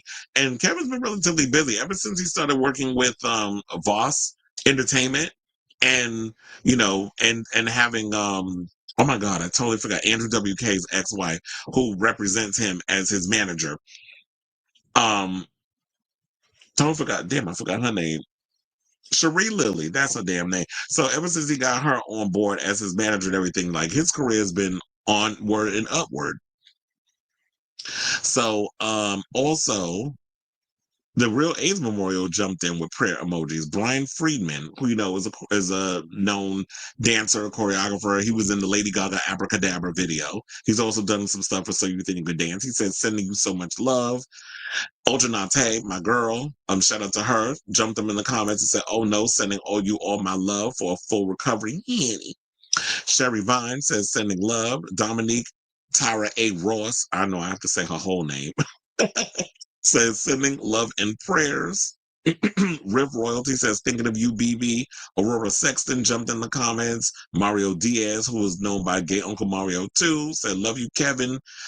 So yeah, a lot of the people who are in the nightlife scene, who are in the club scene, Amanda Lepore jumped up in here and said, sending love and light and a speedy recovery. Nikki Doll said, sending all the positive energies possible your way. So yeah, everybody's sending their love and wishes and things of that nature. And yeah, so let's do that. Let's send Kevin all the love because look, I can't with another icon being lost. Like that would, if Kevin was to go, that I feel like that one would really hurt. I mean, I definitely felt the way when we lost Sir Ari Gold, but for Kevin, I was like, oh, I don't know if I can take it. And then on top of that, look, I guess the only positive out of that would be at least he gets to be with one of his best friends who literally was Ari Gold. You could not, those two were inseparable when, Ari was alive. Ari passed away from cancer for those of you who weren't really familiar with that. So yeah, a shout out to you, Kevin. And I want to hear from y'all. For those of you who are in the nightlife scene, who love the whole nightlife scene, who are familiar with Kevin, who love Kevin and love the music and all the other stuff, I definitely want to hear from you. Love and light, prayer, sending out that prayer energy to you, because we definitely need you to have a speedy recovery so you can sit out here and twirl for the girls on that dance floor and keep dropping those sickening beats. So I definitely want to hear from y'all. So let me know what your thoughts are on this story in the comments down below. Okay, y'all. So now, you said, and not Maduki. Oh yeah, I said Madudu. Going to throw that up in there. That's funny how I told y'all that story. And now, hello, Junior. This is Madonna. It's stuck about. I know, when it come down to certain things, and I get my reminiscing bag, the brain just be going. I was like, oh, let me take it back to that time. The 2000s. That's when the club was lit. Unfortunately, I wasn't really able to get out there in the mid 90s because I was way too young. But like towards the late 90s into the 2000s, I was able to try to slither my way up in them nightclubs. Surprised with all the stuff that I was doing back then, I'm still alive to tell the tale. But anyway, yeah, shout out to you, Kevin. And I want to shout out y'all because guess what, y'all? We at the end of the show. So I want to thank you all for tuning into the latest episode of Chris Avalon Unfiltered. If you have not already, please hit that like button. If you're new to the channel for the umpteenth time, hit that subscribe button. And also be sure to smash the notification bell so that way you know when we go live with a brand new episode of Chris Avalon Unfiltered. I should be back on tomorrow with a brand new show, but I gotta check because I've been getting so many messages in regards to my job. I'm like, wait a minute, was I scheduled to work tomorrow? I gotta double check now. Because it's supposed to be raining, it's supposed to be a crazy storm tomorrow. So yeah, love you all for watching. I'll try to see if I'm on tomorrow. If I'm not, then y'all know why. So love you all for watching. Thank you for constantly and continuously supporting this show. Because without you, I'd just be here looking like a damn psychopath talking to myself. So I appreciate all of y'all that jump in the comments and key with me and all that good stuff. Yes, I definitely appreciate y'all. And I appreciate everybody that's been coming in that has been subscribing to the channel. We're almost at 3K. And I think it's because some of these messy topics I'll be out here doing. So yeah, I'm excited over every milestone that I make on this show because it just feels like the more I keep people that subscribe, the more the channel grows. Y'all actually give a damn about the stuff that comes out of this mouth. Well, I should say this messy ass mouth. So love you all for watching. Thank you all for the continuous support. And until next time, ciao, darlings. So let me stop being silly.